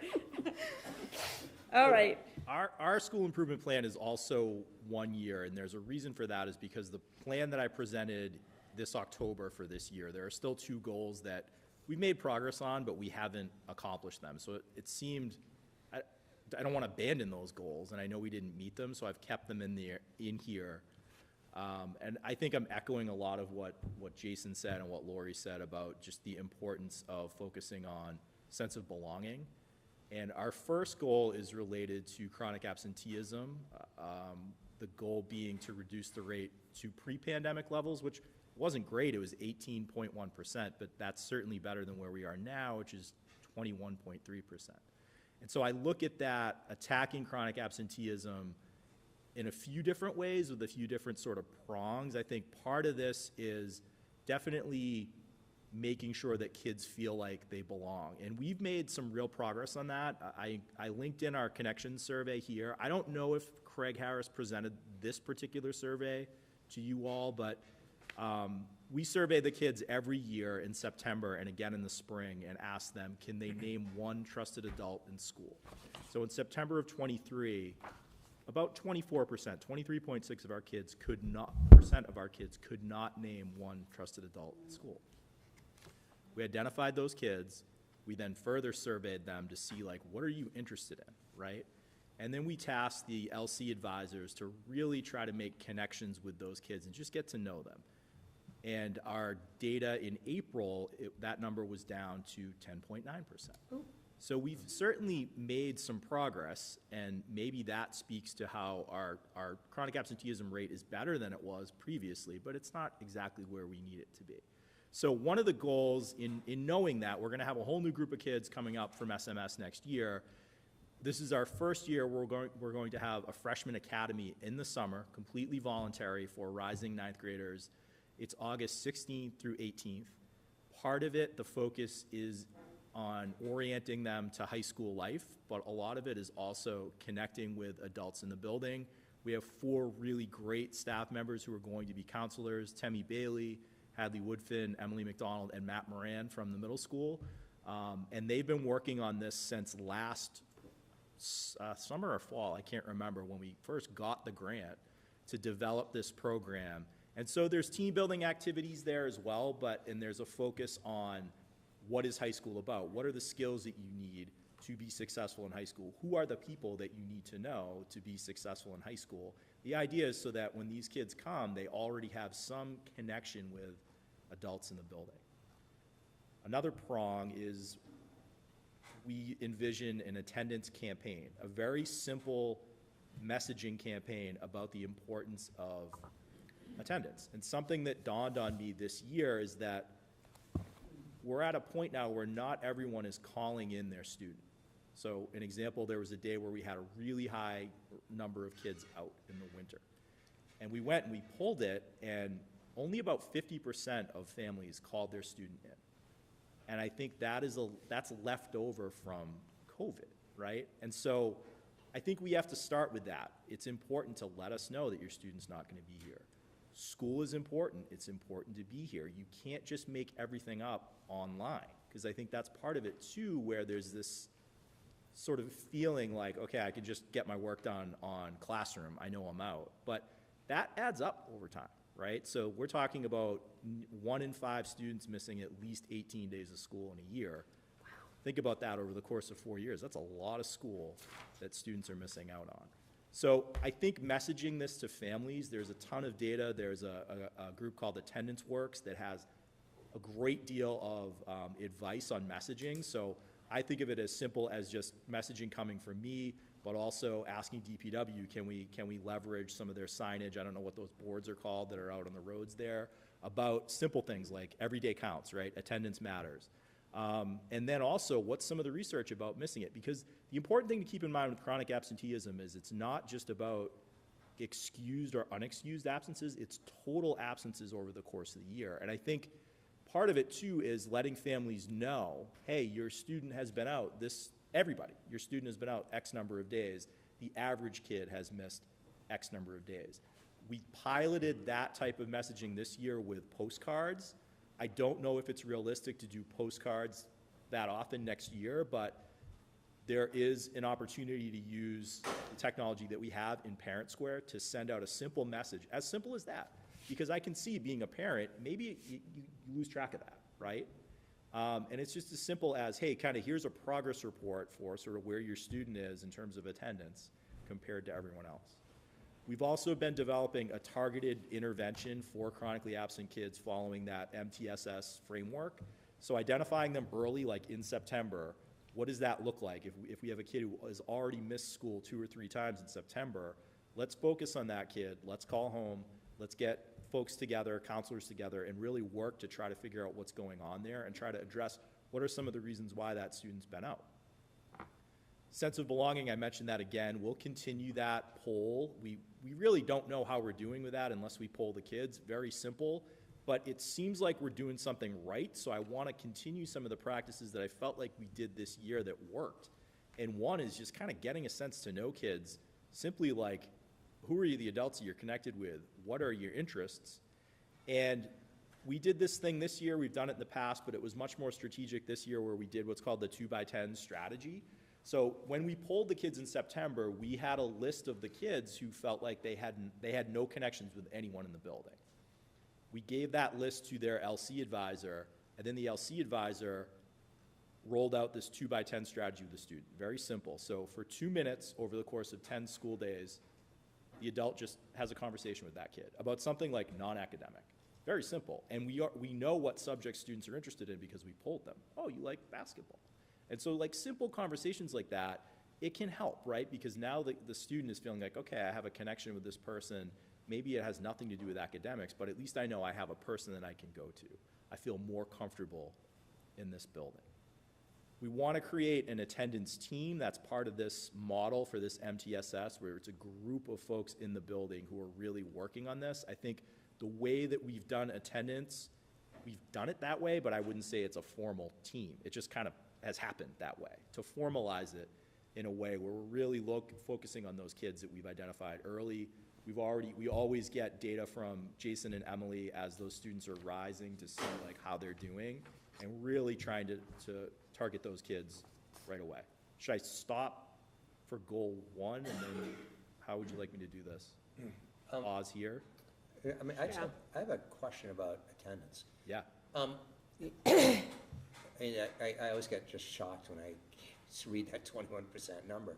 What, are we above, below, like what are our peer communities? We're about where most schools are that are similar to ours. Like even super high performing districts, like we'd say like a Lexington, right. It's in the 20s. One school that's an outlier, and I've actually reached out to them and it hasn't really helped, I think their principal he got a new job, is Weston High School. Their rate was like super low.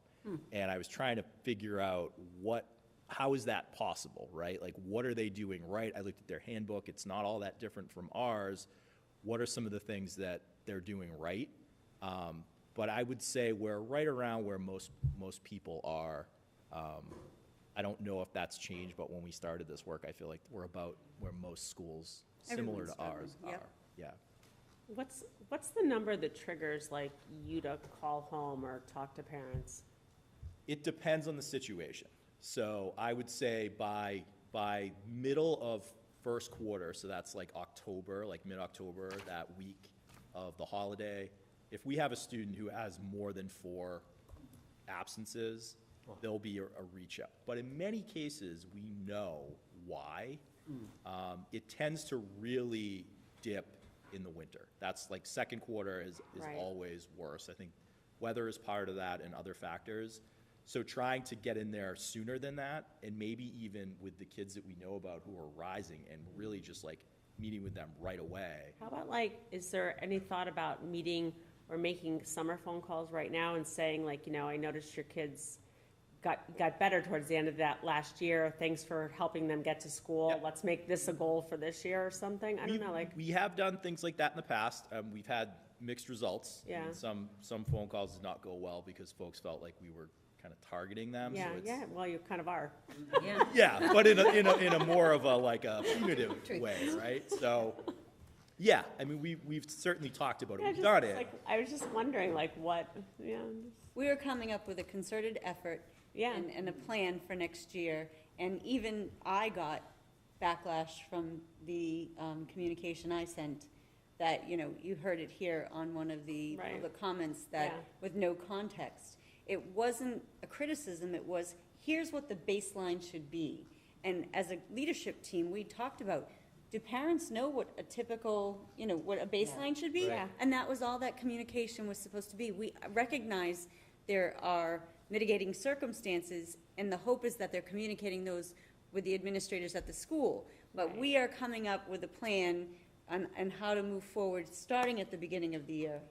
Well, I'll say this, having been the recipient of a letter saying my kid was out of school too much, and it's from my principal, Angelakis, that the response isn't necessarily a good response that you get, but it doesn't mean it won't change.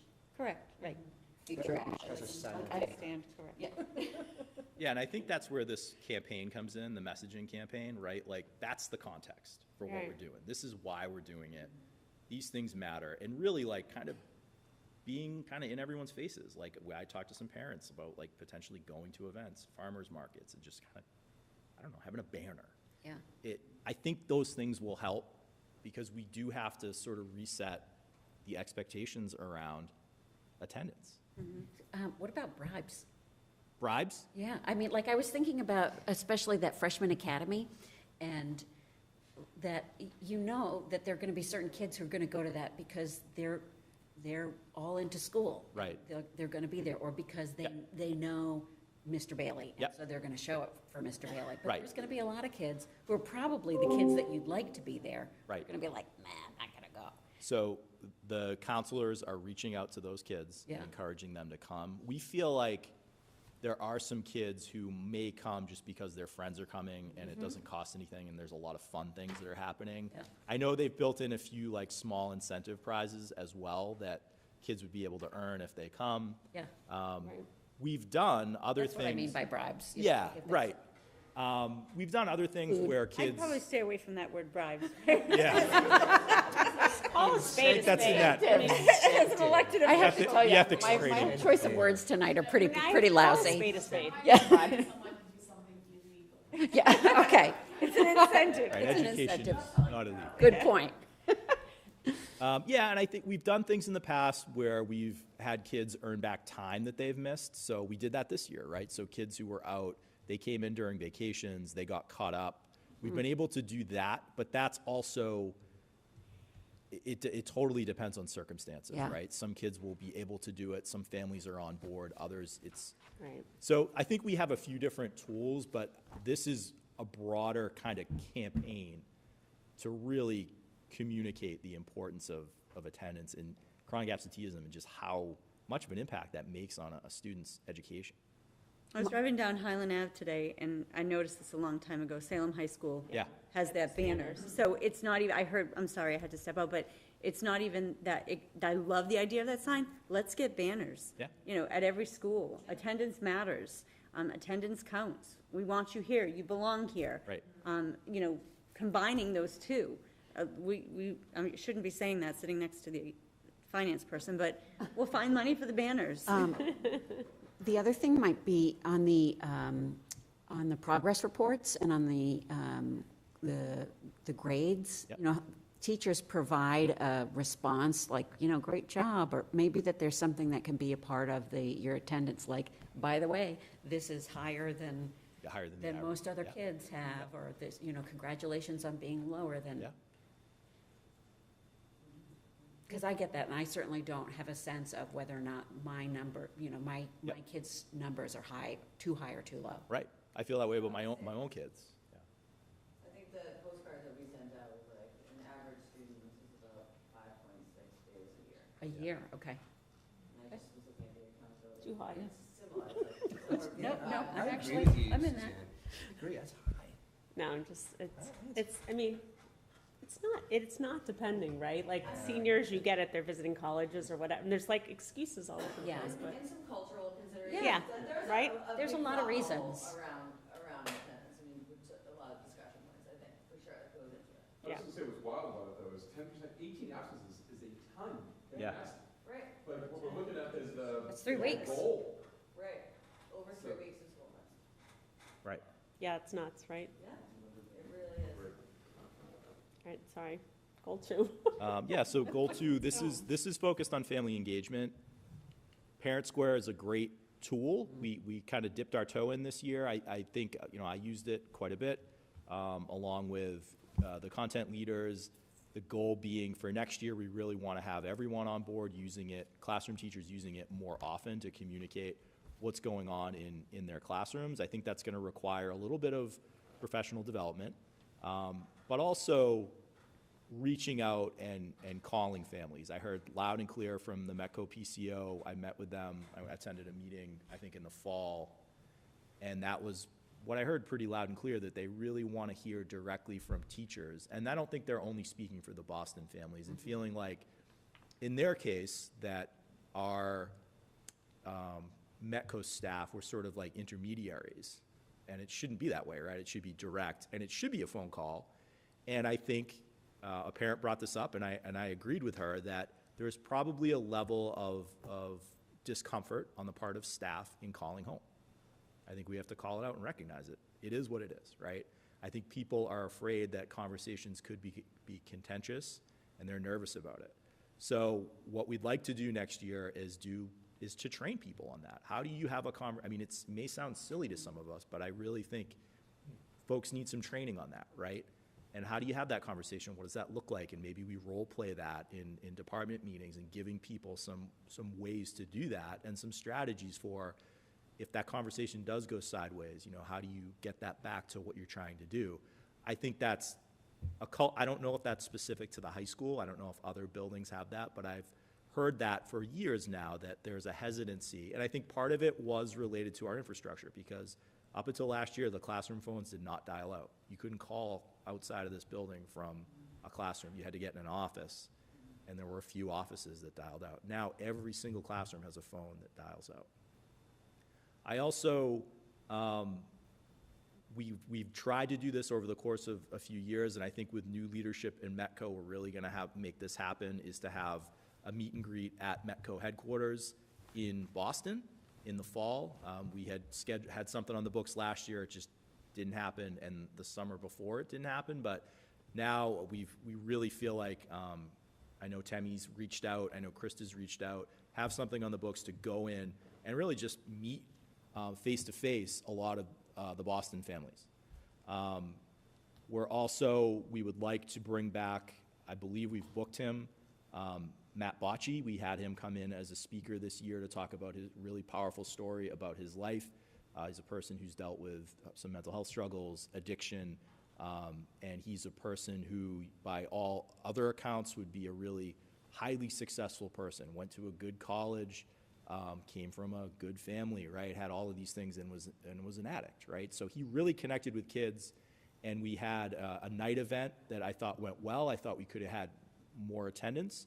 And so bringing him back and working on having more events like that, specifically related to substance abuse, right? So we have the Swampscott Opioid Task Force, and we've talked about what are some events that we can do at night to have folks in to educate people about some of the risks that are out there with not just the really scary things that we hear about, like fentanyl, but other things that are out there, like vapes and things that kids may be experimenting with, high-potency THC, like these things are out there, and really educating parents about like what to look for, what does this look like, what are the dangers of that. We do that in our health classrooms, but we're not necessarily doing that and educating families, and it changes so quickly. And then finally, I stole this from Jason and Emily, principal coffees, which I think we did like my first year in admin, and having those quarterly to have families in, just kind of an informal meeting in mornings.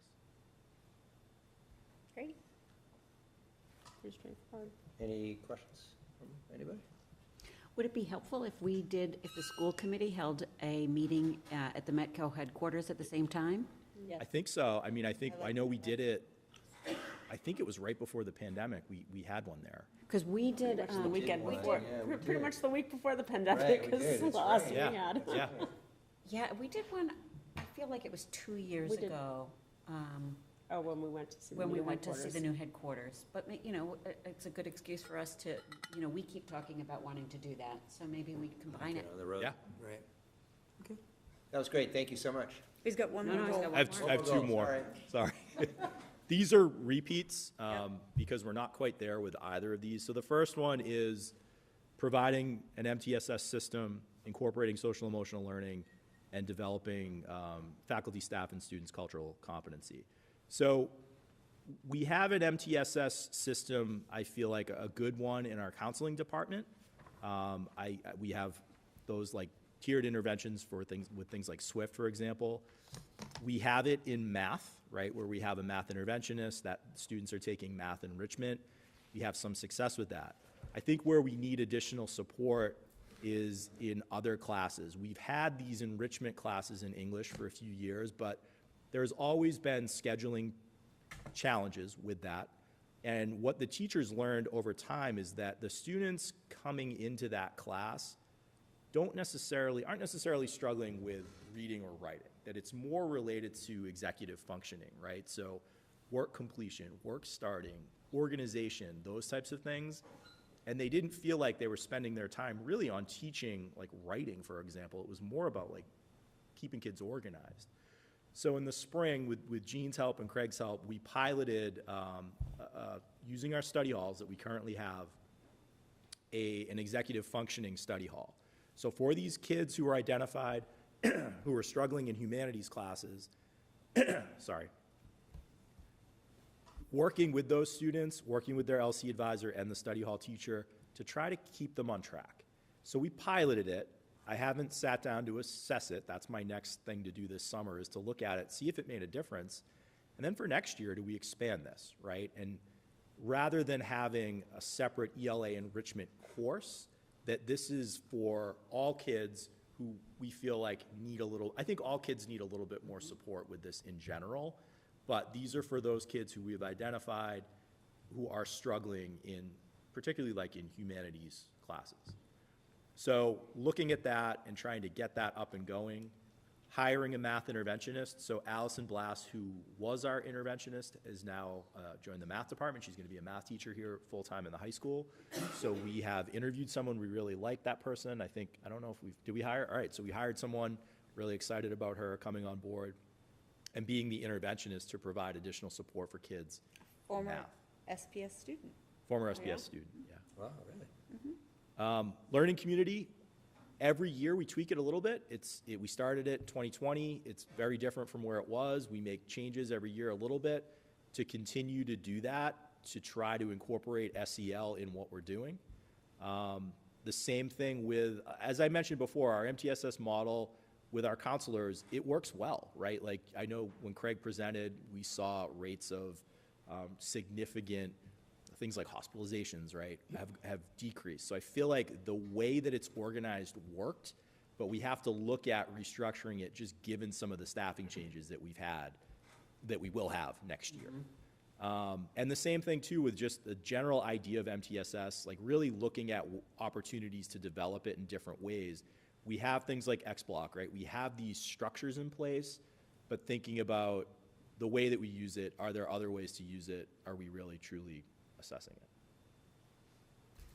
Will that study hall for kids with executive function issues be open to just kids who are on IEPs or 504s? Or is that like, here's a kid who never hands anything in on time, this kid should be in that class? It's a gen ed intervention, right? So for our kids on IEPs, they already have additional support block and task management.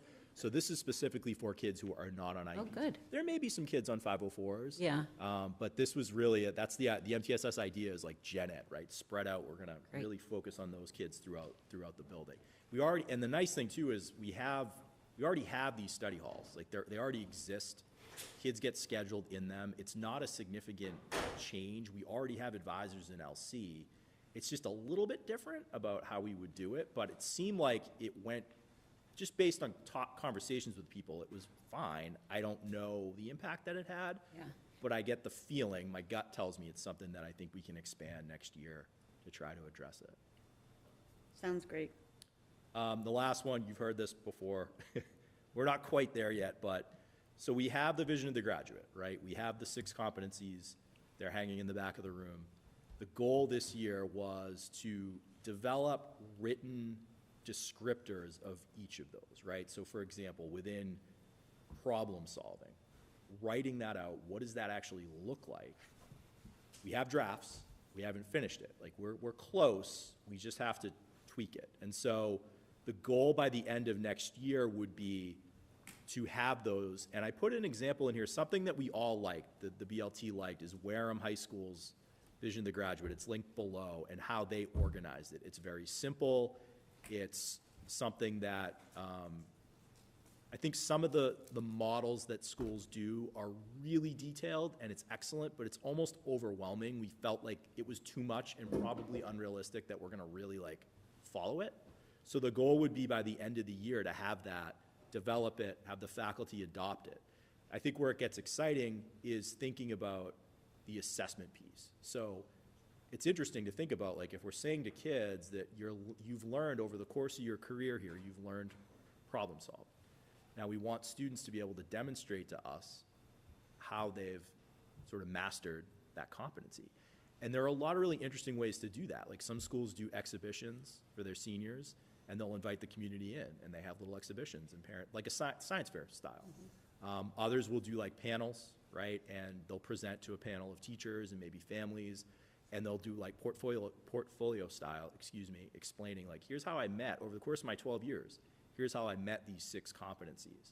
The challenge there, though, is the number of kids. If we're talking 150 seniors, the logistical side of it, I think we could do it, but it's a multi-year thing. But it's exciting to think about what that might look like, because it really allows for kids to reflect on their learning and look back on their whole career and have like a portfolio of materials to walk out of here with and be able to say, yes, this is how I demonstrated that skill. But that's a few years away. We can articulate what those things look like, then we know, okay, the next step is going to be, how are we going to assess these things, and what's that going to look like?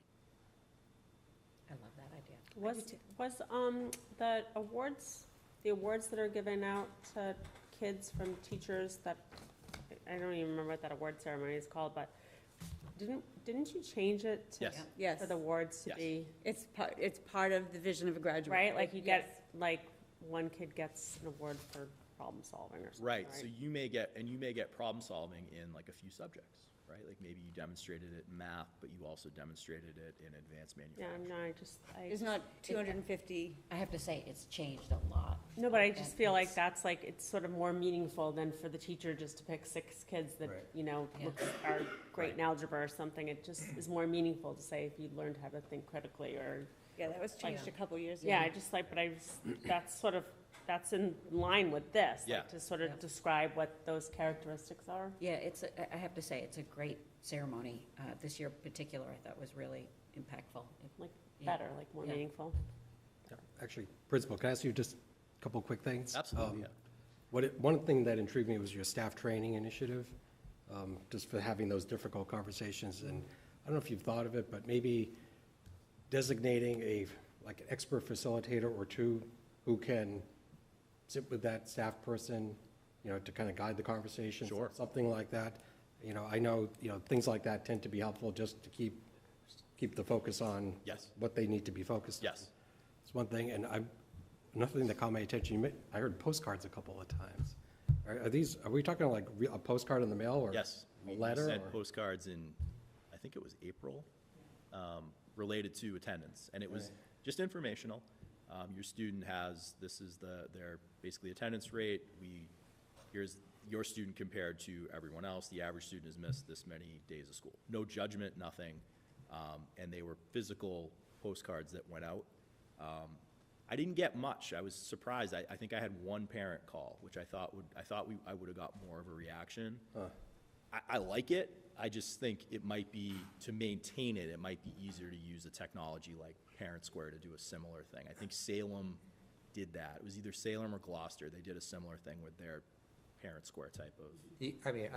I'm sorry, I was just going to add to that, you know, I guess, thank you for clarifying, you know, that it is an actual postcard. I guess one thing that, you know, if I had gotten that, I think I would have been a little concerned that it came in an open thing, not in a letter. Oh, they were sealed. I'm sorry, they were sealed. Yes. They are We did seal them, and they were in an envelope. All right. It was a That- I just- postcard that's- within that's an a- envelope. We had that All right, conversation. that's what I'm saying. mailman So it does wasn't that, a I letter, think but it it's was in an late. envelope. It was in, it was in, All right. it was a postcard, but it was in an envelope. All right, and if you go to Parent Square, is that going to be a direct thing?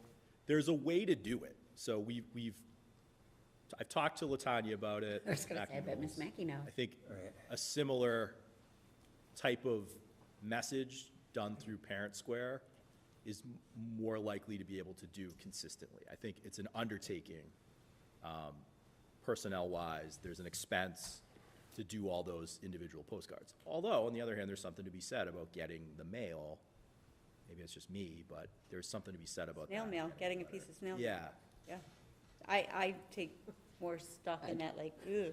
I don't, I didn't see a even look postcard at and it. I'm like, that's trash. Cycle. Yeah, it's really kind of interesting. If I could maybe offer some guidance is, test it out. Just do a straight A/B test. If you have 100 letters, send out 50 letters and send out 50 through Parent Square. And I know that's a lot of work, but I know if I get something like that in the mail, I may not even throw it out. I may put it down. Yep. But at least on Parent Square, and again, Parent Square, you may be able to track, did the person you sent it to open it? Yes. Yeah. They may not have replied to you, but at least you know they opened it. Yes. So you might want to just work with that. Yeah, you're absolutely right. Parent Square can do that. I think that your idea of designating people who might be particularly good at having difficult conversations could be a good thing. Because I would imagine it's hard for, it's hard for teachers. I mean, they're teachers, they didn't get into the business of, Right. parent communications, so, Thank you very much. Thank you. Thank you all. thank you. I want to thank the entire team. And it was a very hectic last day, so feel free to exit, and thank you for your time. Well done, well done. It's exciting. Very. And that concludes my report, and we're moving on to Director of Finance. Assistant Superintendent of Finance with a draft of a cover memo and a draft of the building use policy and fee increase. Thank you, Superintendent. So, with the opening of the new elementary school, it was a good time for us to really look at our building use fee schedule, but also the policy itself. The last time it had been amended was back in 2015, so certainly long overdue. And there was a whole group of us that actually worked on this, administrative assistants within the buildings that handle building use, the IT director, facilities director, myself. I pulled a lot of other districts' building policies, their fee schedules, and specifically looked at districts I knew that had opened up new buildings recently as well too. Because, the new elementary school, we have air conditioning in there, it's a brand new building. And so that is how we created the draft policy that you have, as well as the fee schedule. We also tried to really just simplify it. The current building use policy and fee schedule is fairly confusing if you read through it. And so part of this was to make it more clear for everybody, a little less confusing, and create a clear fee chart that anyone could really pick up and understand. So a lot of the fees didn't really change, especially at the middle school and high school per se, except for, we now have 3 groupings, Group A, Group B, and Group C, and just kind of modifying the fees as it relates to that, as well as really taking into account that we now at the high school and with elementary school, we have a lot of high-tech equipment, and so there's, we needed to really spell out, depending on what kind of event that you're having here in the school, it could require, some kind of AV manager or site supervisor. And so we just wanted to make that really clear to individuals that depending on what event and what equipment they're using, there might be some additional associated fees with that. So that's really high level as far as what we did and how we got here, and I'm happy to answer any questions. So I apologize that I didn't send this to you ahead of time. It just sort of came to me late in the day. So one of the things that I heard at town meeting, which I was concerned about, was that the Swampscott Rec is looking into, and it's still very early stages, but that they're looking into developing space for their programming, whether it be in the basement of Town Hall or a new space entirely. And one of the comments that the director made was because she said, the schools have been very accommodating to us, but we run consistently into custodial fees. So candidly, my first response was, well, if you build a new space, you're gonna have custodial fees there. So is this just a question of how money is, what pocket it comes from? But it makes me, I wonder if there should be discussion on the front side of this with that group and with the town administrator as well. Because it seems like we should be encouraging, frankly, spending money on custodial fees is a lot less expensive than a town spending money on buildings and build-outs. So I don't know if they had any feedback into this. I know in the end, this is a school policy, so it's what we decide, but, I think I'm trying to understand your question, though. If they're gonna do an event on New Year's Eve, and we have a custodian that's just doing a building check on Sundays, and that custodian has to be here throughout the event, They should pay for it. They need to pay for it. And that's the only thing they pay for. As they So I should, don't know right. that there's any discussion to be had. You either wanna pay the fee, or you wanna build your own facility. Well, so I guess that is my,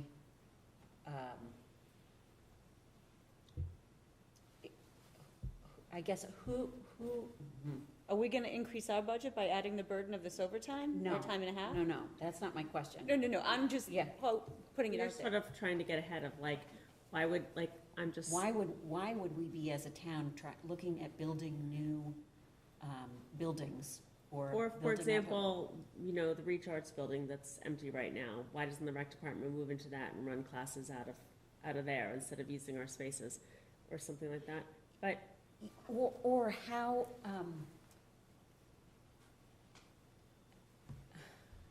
yeah, I guess it's a much bigger question, and maybe that, maybe this is something that comes into, a tri-chair meeting. Well, or it comes into a budget talk. I think this policy, I having gone through it when Stella and her department revamped it, I think this is so It much makes total clearer. sense. I think the discussion of why we're asking the general government budget to support, or the rec department budget to support the custodial fees, so that they don't say, look at the overtime they're paying custodians and how much they're spending in overtime. So I think that is a great conversation to be had, and probably should be had, but I don't think it should hold up I of this. agree. Because we would like this implemented for the next school year, considering the new elementary school will be online. I agree. Yeah, so my I question. understand, Yeah. I completely understand where you're coming from. At the same time, we know I'm very defensive of okay, so now we're gonna analyze how much the custodial budget has gone up because we're paying the. for. Right, For right. Swampscott Rec, yeah. And the rec department is doing so many new and exciting programs Yep. that we do. But we can't pay for that. No, I can't. No, but if they did it, let's say at the new elementary school between 6 and 9 at night, we already have a custodian that's Correct, working, so right. they don't have to pay for it if they do Right. it during that time, It's right? the Sundays, So it's like- the it's Saturdays. It's the Okay. weekend It's and, just the extra, The extras. if we don't have staff on hand Right. already. Okay. Or if we have to bring in, depending on if we had to bring Or in like extra New Year's staff. Eve. yeah, Yeah, right? that's the only areas with which they then pay. Okay, so yeah, I think that this is a discussion to I have was- during tri-chair. It's analyzed by the policy subcommittee, correct? I'm curious, how come are we not offering up that elementary school cafeteria? I mean, a kitchen? Like we offer up that high school kitchen and we just don't offer up that elementary school kitchen? And, It was the cafetorium. but does that include the kitchen then? Oh, Yeah. Why don't we just put a little note? but like the high school cafeteria and the high school kitchen are different. Kitchen fee. It's like a kitchen fee. Well, the kitchen fee is separate. It doesn't matter what location. Oh, okay. Oh, okay. All right, that makes These sense. are kind of additional fees. That makes depending on- sense. No matter Okay. what location you're at that you might incur, Right. depending on what kind of. I get it. event. That Oh, makes- so the that makes kitchen is sense. for every school? Do you- Exactly. Do you know, what did we raise last year in these type of fees? Do you have any idea? I do not know that. Well, I think the bulk of it too came from building rentals from after-school care, correct?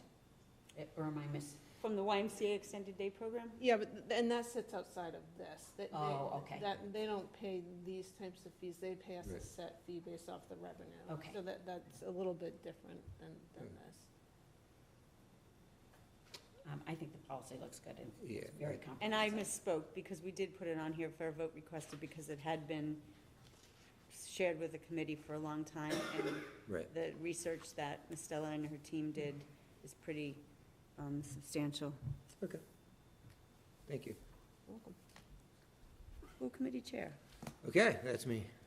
I just want to and I know the hour's getting late, but just briefly, as I've said, it's a privilege to sit in the chair, and I don't take it lightly whatsoever. I look forward to working with this really amazing group of people on issues affecting, the Swampscott School District and those children from Nahant as well.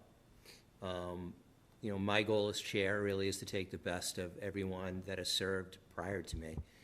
Suzanne, just your never-ending enthusiasm. Amy, just the activism that you have, and for Karen and John, just the thoughtfulness of the issues that affect the district.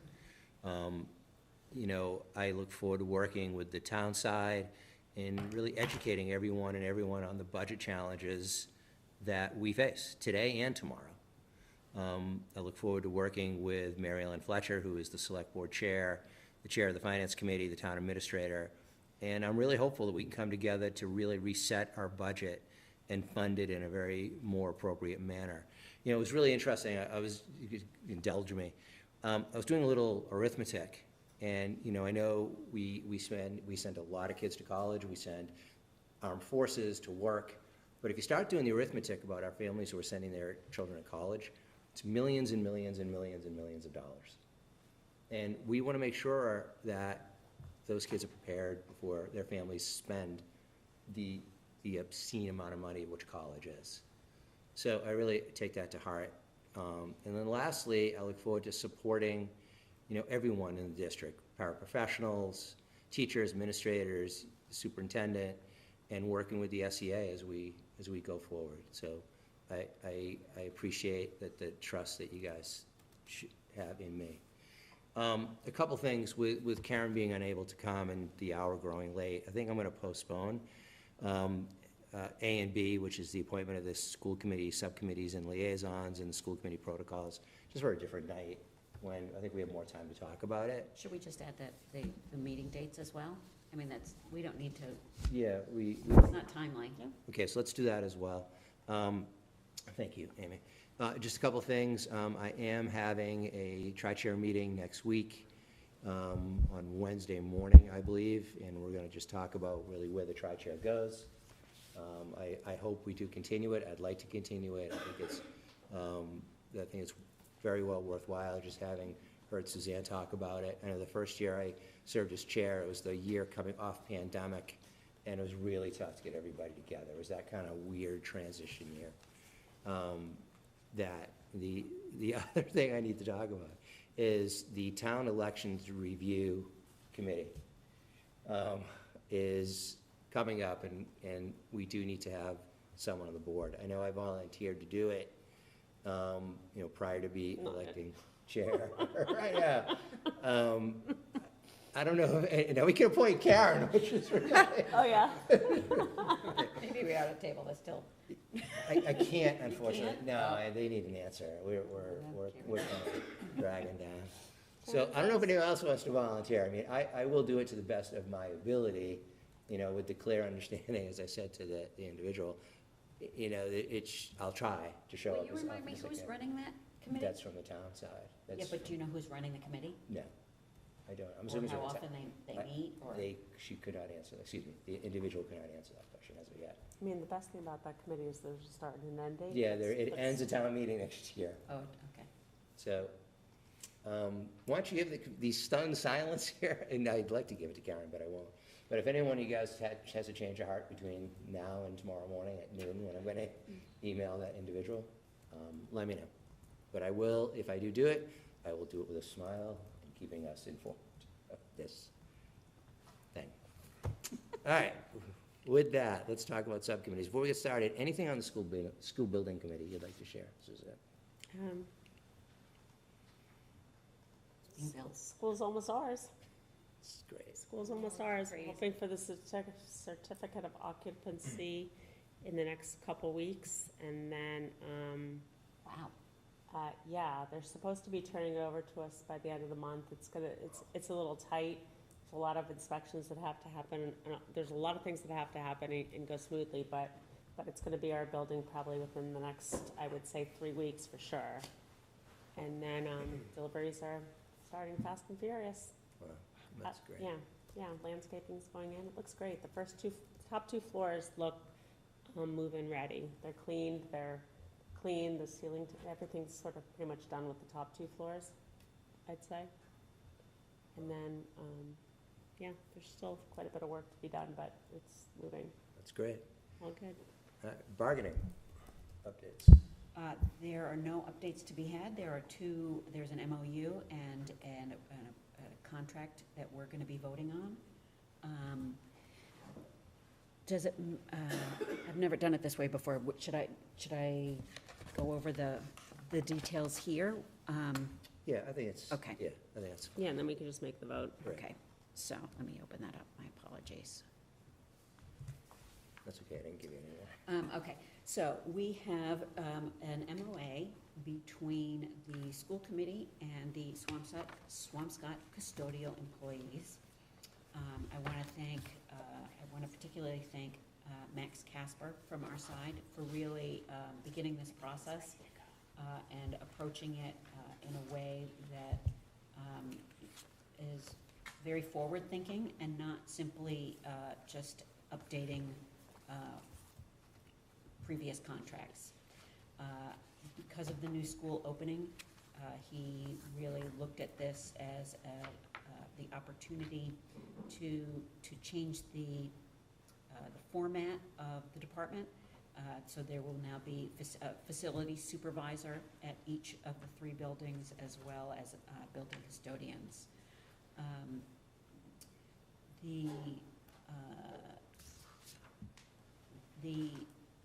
The major change to the contract is with, you all have copies of it, is to the steps and lanes, accounting for these 2 new positions, and it sees a fairly different method of compensation that is going to make hiring more competitive with the districts around us and for the jobs around us. We've had some difficulty filling positions in the past because they were too low.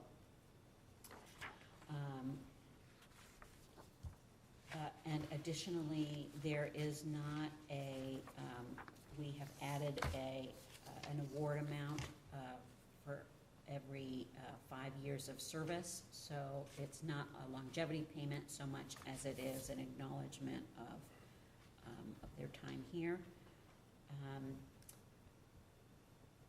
So we've adopted a new wage scale as of this year, where all employees who are on the wage chart at the end of fiscal year 24 will be placed in the applicable new chart at a step that provides at least a 3.5% increase in FY 25. And then there's a 1% effective July 1st of 25 and a 1% COLA effective July 1st of 26. Those are the big pieces of this. And I think that captures the big pieces. You all have copies of it, and it will be public upon ratification. Great. The second, let me make sure I'm using the correct language. The second is the administrative contract, also with our AFSCME. The Administrative Assistants Union. One of the biggest changes to this is that we have a new subgroup that is included in their union, which is our security guards. they have now unionized. And similar to other groups, particularly, I believe it is the tutors, they will have period pay, which is a change from the way that it is now. It doesn't represent any wage change per se, but that it smooths out their pay from week to week. For this union, they have a 2% increase on July 1st, 2.5% in 25, and 2.5% in 26. And we have changed their longevity payments to be in line with that of the towns. And I believe those are the substantive changes of this. Great. So I will look for a vote during our voting. Great. Thank you very much. And just a thank you to all the people who were part of the negotiations, particularly George Arrington, Linda O'Keefe, one other person, I'm forgetting. Garrett, no. Oh, from the union? Yeah, from the union. It'll come to me, and I will apologize to her personally for not saying her name tonight. Tricia? Tricia Nottingham. Very good. May I just ask a question, Sure. Mr. Chair? It was about your 3 things. Are they going on the July 27th agenda? Is that what you said? Yes. Okay. Thank you. Can I also make a motion to move our policy updates to then as well, Sure. Absolutely. in the interest of time? Yeah. That would be, just so the public knows, it's cell phone policy, transportation policy, and SPS building use policy. Unless, do we need a vote for? We do need a vote on the fees, Okay. but you can just vote the fees themselves and not the policy. Okay. And just as a reminder. But that's under actions and votes. I think they were just doing the first read of those policies. So we're going to do the Yeah. actions and votes. Yeah, we're going to okay. do the action vote. Okay, Mr. Chair, thank I you. was just going to say, just as far as the policies, there is no recommended changes at this point on the transportation of the SPS building use policy, but there were some substantive updates on the cell phone policy for the committee to consider. So Okay. just as a heads up going into the next one. Who's looking at the transportation policy? Like, like, who's getting invited to the policies subcommittee meeting for that? Just out of curiosity. So this was presented to us for a review. No, I know, I'm just saying, like, I know it was presented to us, but like, you didn't sit with them No. to discuss this, right? Like, No. who did the transportation? You two? So, yeah, so I worked on the transportation policy because now, especially that we're busing at the elementary school, is really imperative that we have a there is one for Right. special education already, transportation, but we need one for just general transportation. And so this is largely derived actually from DESI's policy, because DESI has a policy on transportation. So the vast majority of this policy is actually just pulled right from DESI. The whole leadership team reviewed it and just made some little tweaks to make it more, related to Swampscott. But for the most part, this is the DESI's policy on busing and transportation, and is something that we really do need in place to be able to send out to families at the elementary level. The policy itself, Yes. so then we should just do it. No? Should we just, I mean, it's just a first read. Well, there's just some stuff, like, it's like, if you look at other policies from other districts, there's definitely things, like, from the MASC policy exemplars or other communities, there's definitely things we're like missing a little bit, but mostly, like, I don't know if they were purposeful. Let me see if I wrote anything So is down. it worth, from a procedural standpoint, is it worth having the first read and then you can do a comparison? Well, I or- feel like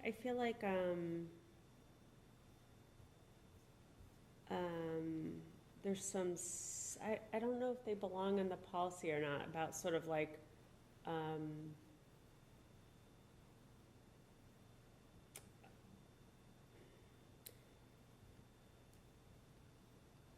like, for example, a lot of the policies had things about, emergency drill, emergency bus. Like, do you remember when you took a bus to school, you had to park in the parking lot and everyone had to jump off the back and practice like emergency drills and like things like that that are part of like taking a bus to school and about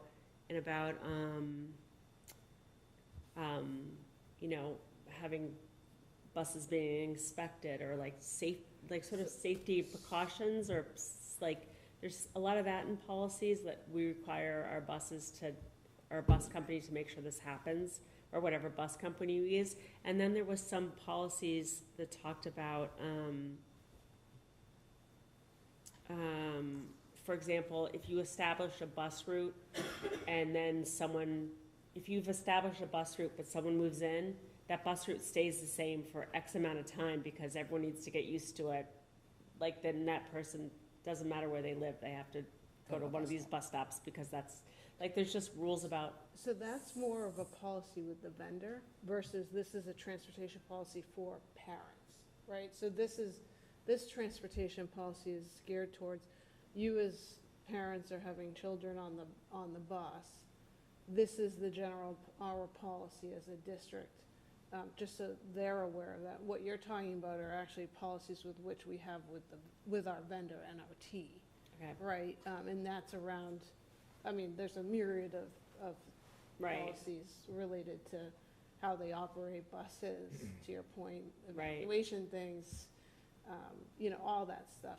That's a policy with us and the vendor itself. Versus this being to the parents. Should we do a first read of this then as it is, and then we can do a supplement with these kinds of? Or we probably are, No, we already have one, it exists we with the sort of vendor. already have a bus policy. Not all these things are on it, but we do talk about the driver, like, we talk the about the driver expectations. being straight, Yeah. like, Or the bid. like we do have we do, I forgot, like, I just didn't realize I that. think you missed what Cheryl just said in terms of it's part of the bid The process. whole bid process and everything. So when we bid for it. As it relates to that. Right, that makes sense. All right. And I misspoke, I said July 27th, I meant June 27th. Yeah, it's so in a just- couple weeks. Right. Okay. So let's wait a couple weeks.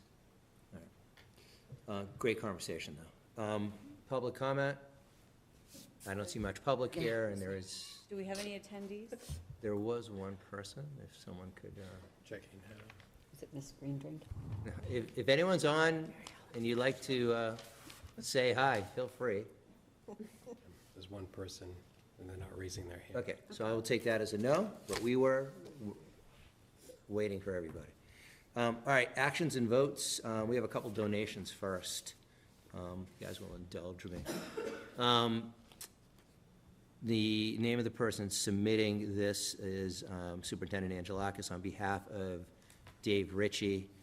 It is from the Swampscott Education Foundation, or SEF. The total grant or donation amount is $35,141.91. This is the remaining balance as SEF is dissolving after these many years. I don't know about you guys, but I certainly remember going to some events. One particular great event at Marion Court, Yes. which was a great time. The purpose to be used is professional development within the district. So to Dave Ritchie, to all of the folks who in the last many, many years who have donated their time, donated their money to the SEF, thank you very much. And on behalf of the district, thank you for that full donation. Very much appreciated. It's sad that is, Yeah. that has gone away. I'm hoping someone resurrects it. Yeah. And some other version. It did a with the lot next- of great With the things. next generation. I Yeah. mean, I enjoyed being on it. It was a great foundation. It did a lot of great things. Maybe that's something that we can do as a committee, is to actively seek people who could Great. do that. Well, when we're done on this committee. True. I mean, seriously, because it's, yeah. It's a pity to see that go away. It is, I agree. The second one is submitted for high school boys basketball boosters. The organization is the Swampscott High School Boys Basketball Boosters. They are donating $2,660, and this will go to a stipend for the assistant coach for high school basketball. and it is restricted to pay that individual in its entirety. So, do we know who submitted this? I do not. It just says from the boosters. The boys' basketball boosters. Yeah. So, There's no name. I sent a note to the AD asking about this specifically, and I haven't heard anything back yet. I don't quite understand what comes before us and doesn't come before us, because it is my impression that every team has boosters who pay for coaches. I think we had this conversation before and started bringing them before school committee because we felt that you should know about what was happening. Okay. Because Ms. Kelly and I were talking about the fact that we have put them on before.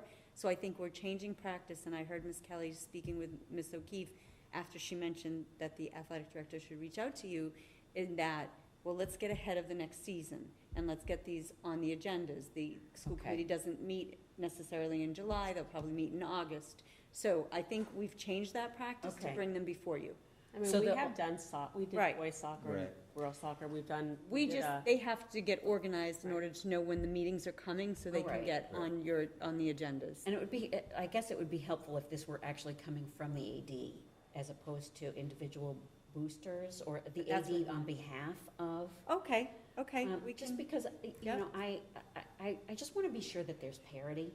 yep, I can make that recommendation. You know, like I know just from experience that softball just wrote a check for probably the same amount of money. But Okay, we're I not, can, I'm not saying that. I think we're trying to do better with that, so. So, you know, I just want to be sure that this is, that all teams are doing this, that there's consistency. Yep.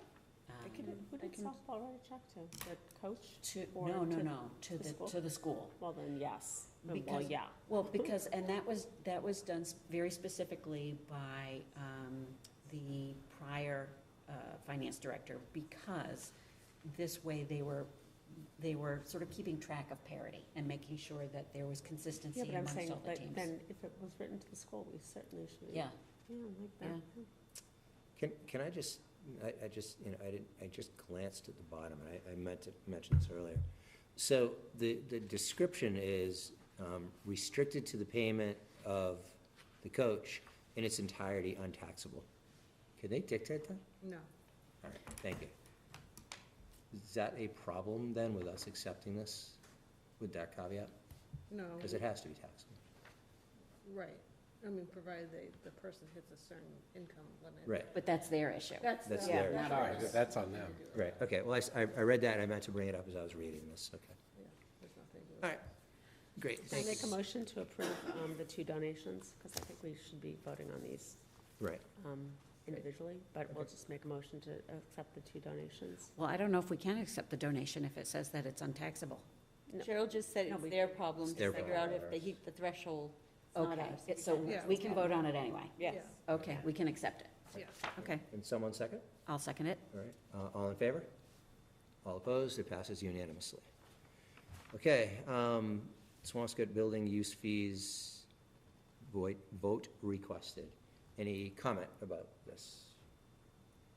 I'll make a motion. No, I want to thank the Cheryl's department for really working on this. I love it. Great, thank you. Yeah. Someone make a motion to accept? I'll make a motion to accept it. Second? I'll second. All in favor? Aye, all opposed? It passes. Same thing, the building use policy, which we're gonna kind of put on hold till we go back in time a little bit. The adoption of the new elementary literacy program and AP World History book. I will make a motion to approve that. Someone second? Second. All in favor? All opposed? Okay, it is 3-1. Please just note that. Mr. Jancis opposes. We're gonna put off the cell phone policy and the transportation policy for now. And it looks like we shouldn't have voted on that anyway, because those were just first reads. Right, oh yeah, right about that. Okay. All right, so the next thing is the custodial MOA. Someone can make a motion. I'll make a motion to approve that. Anyone second? I'll second. Okay, all in favor? It is unanimous, 4-0. I will make a motion to approve the administrative assistance contract. Okay, second? Second? All right, all in favor? That passes unanimously as well. We don't need a vote on We the don't need bullying a vote. prevention, so Okay, remove that. pass on that. And then lastly, approve expending $109,339 from the Special Education Reserve Fund. Want to chat about that, or are we just good to vote on that? Yeah, you sent us a memo on Right. that. Yeah. Okay. I'll make a motion to approve. Okay, second? I'll second. All those in favor? All those opposed? It passes unanimously. Okay, thank you very much. The consent agenda. The consent agenda is designed to expedite the handling of routine and miscellaneous business of the district. The school committee may adopt the consent agenda in its entirety with one motion. At the request of any member or members, any item or items may be removed from the consent agenda and placed on the regular agenda for discussion. We only have one item this evening. That's the regular session minutes of May 23rd. Someone like to make a motion to I'll accept? make a motion to accept. Anybody second? I'll second again. All in favor? Aye, that passes unanimously. Can someone make a motion to go on? I will make a motion to adjourn. Someone make a second. Second that. Okay, all in favor? Aye. We are done. Very meaty.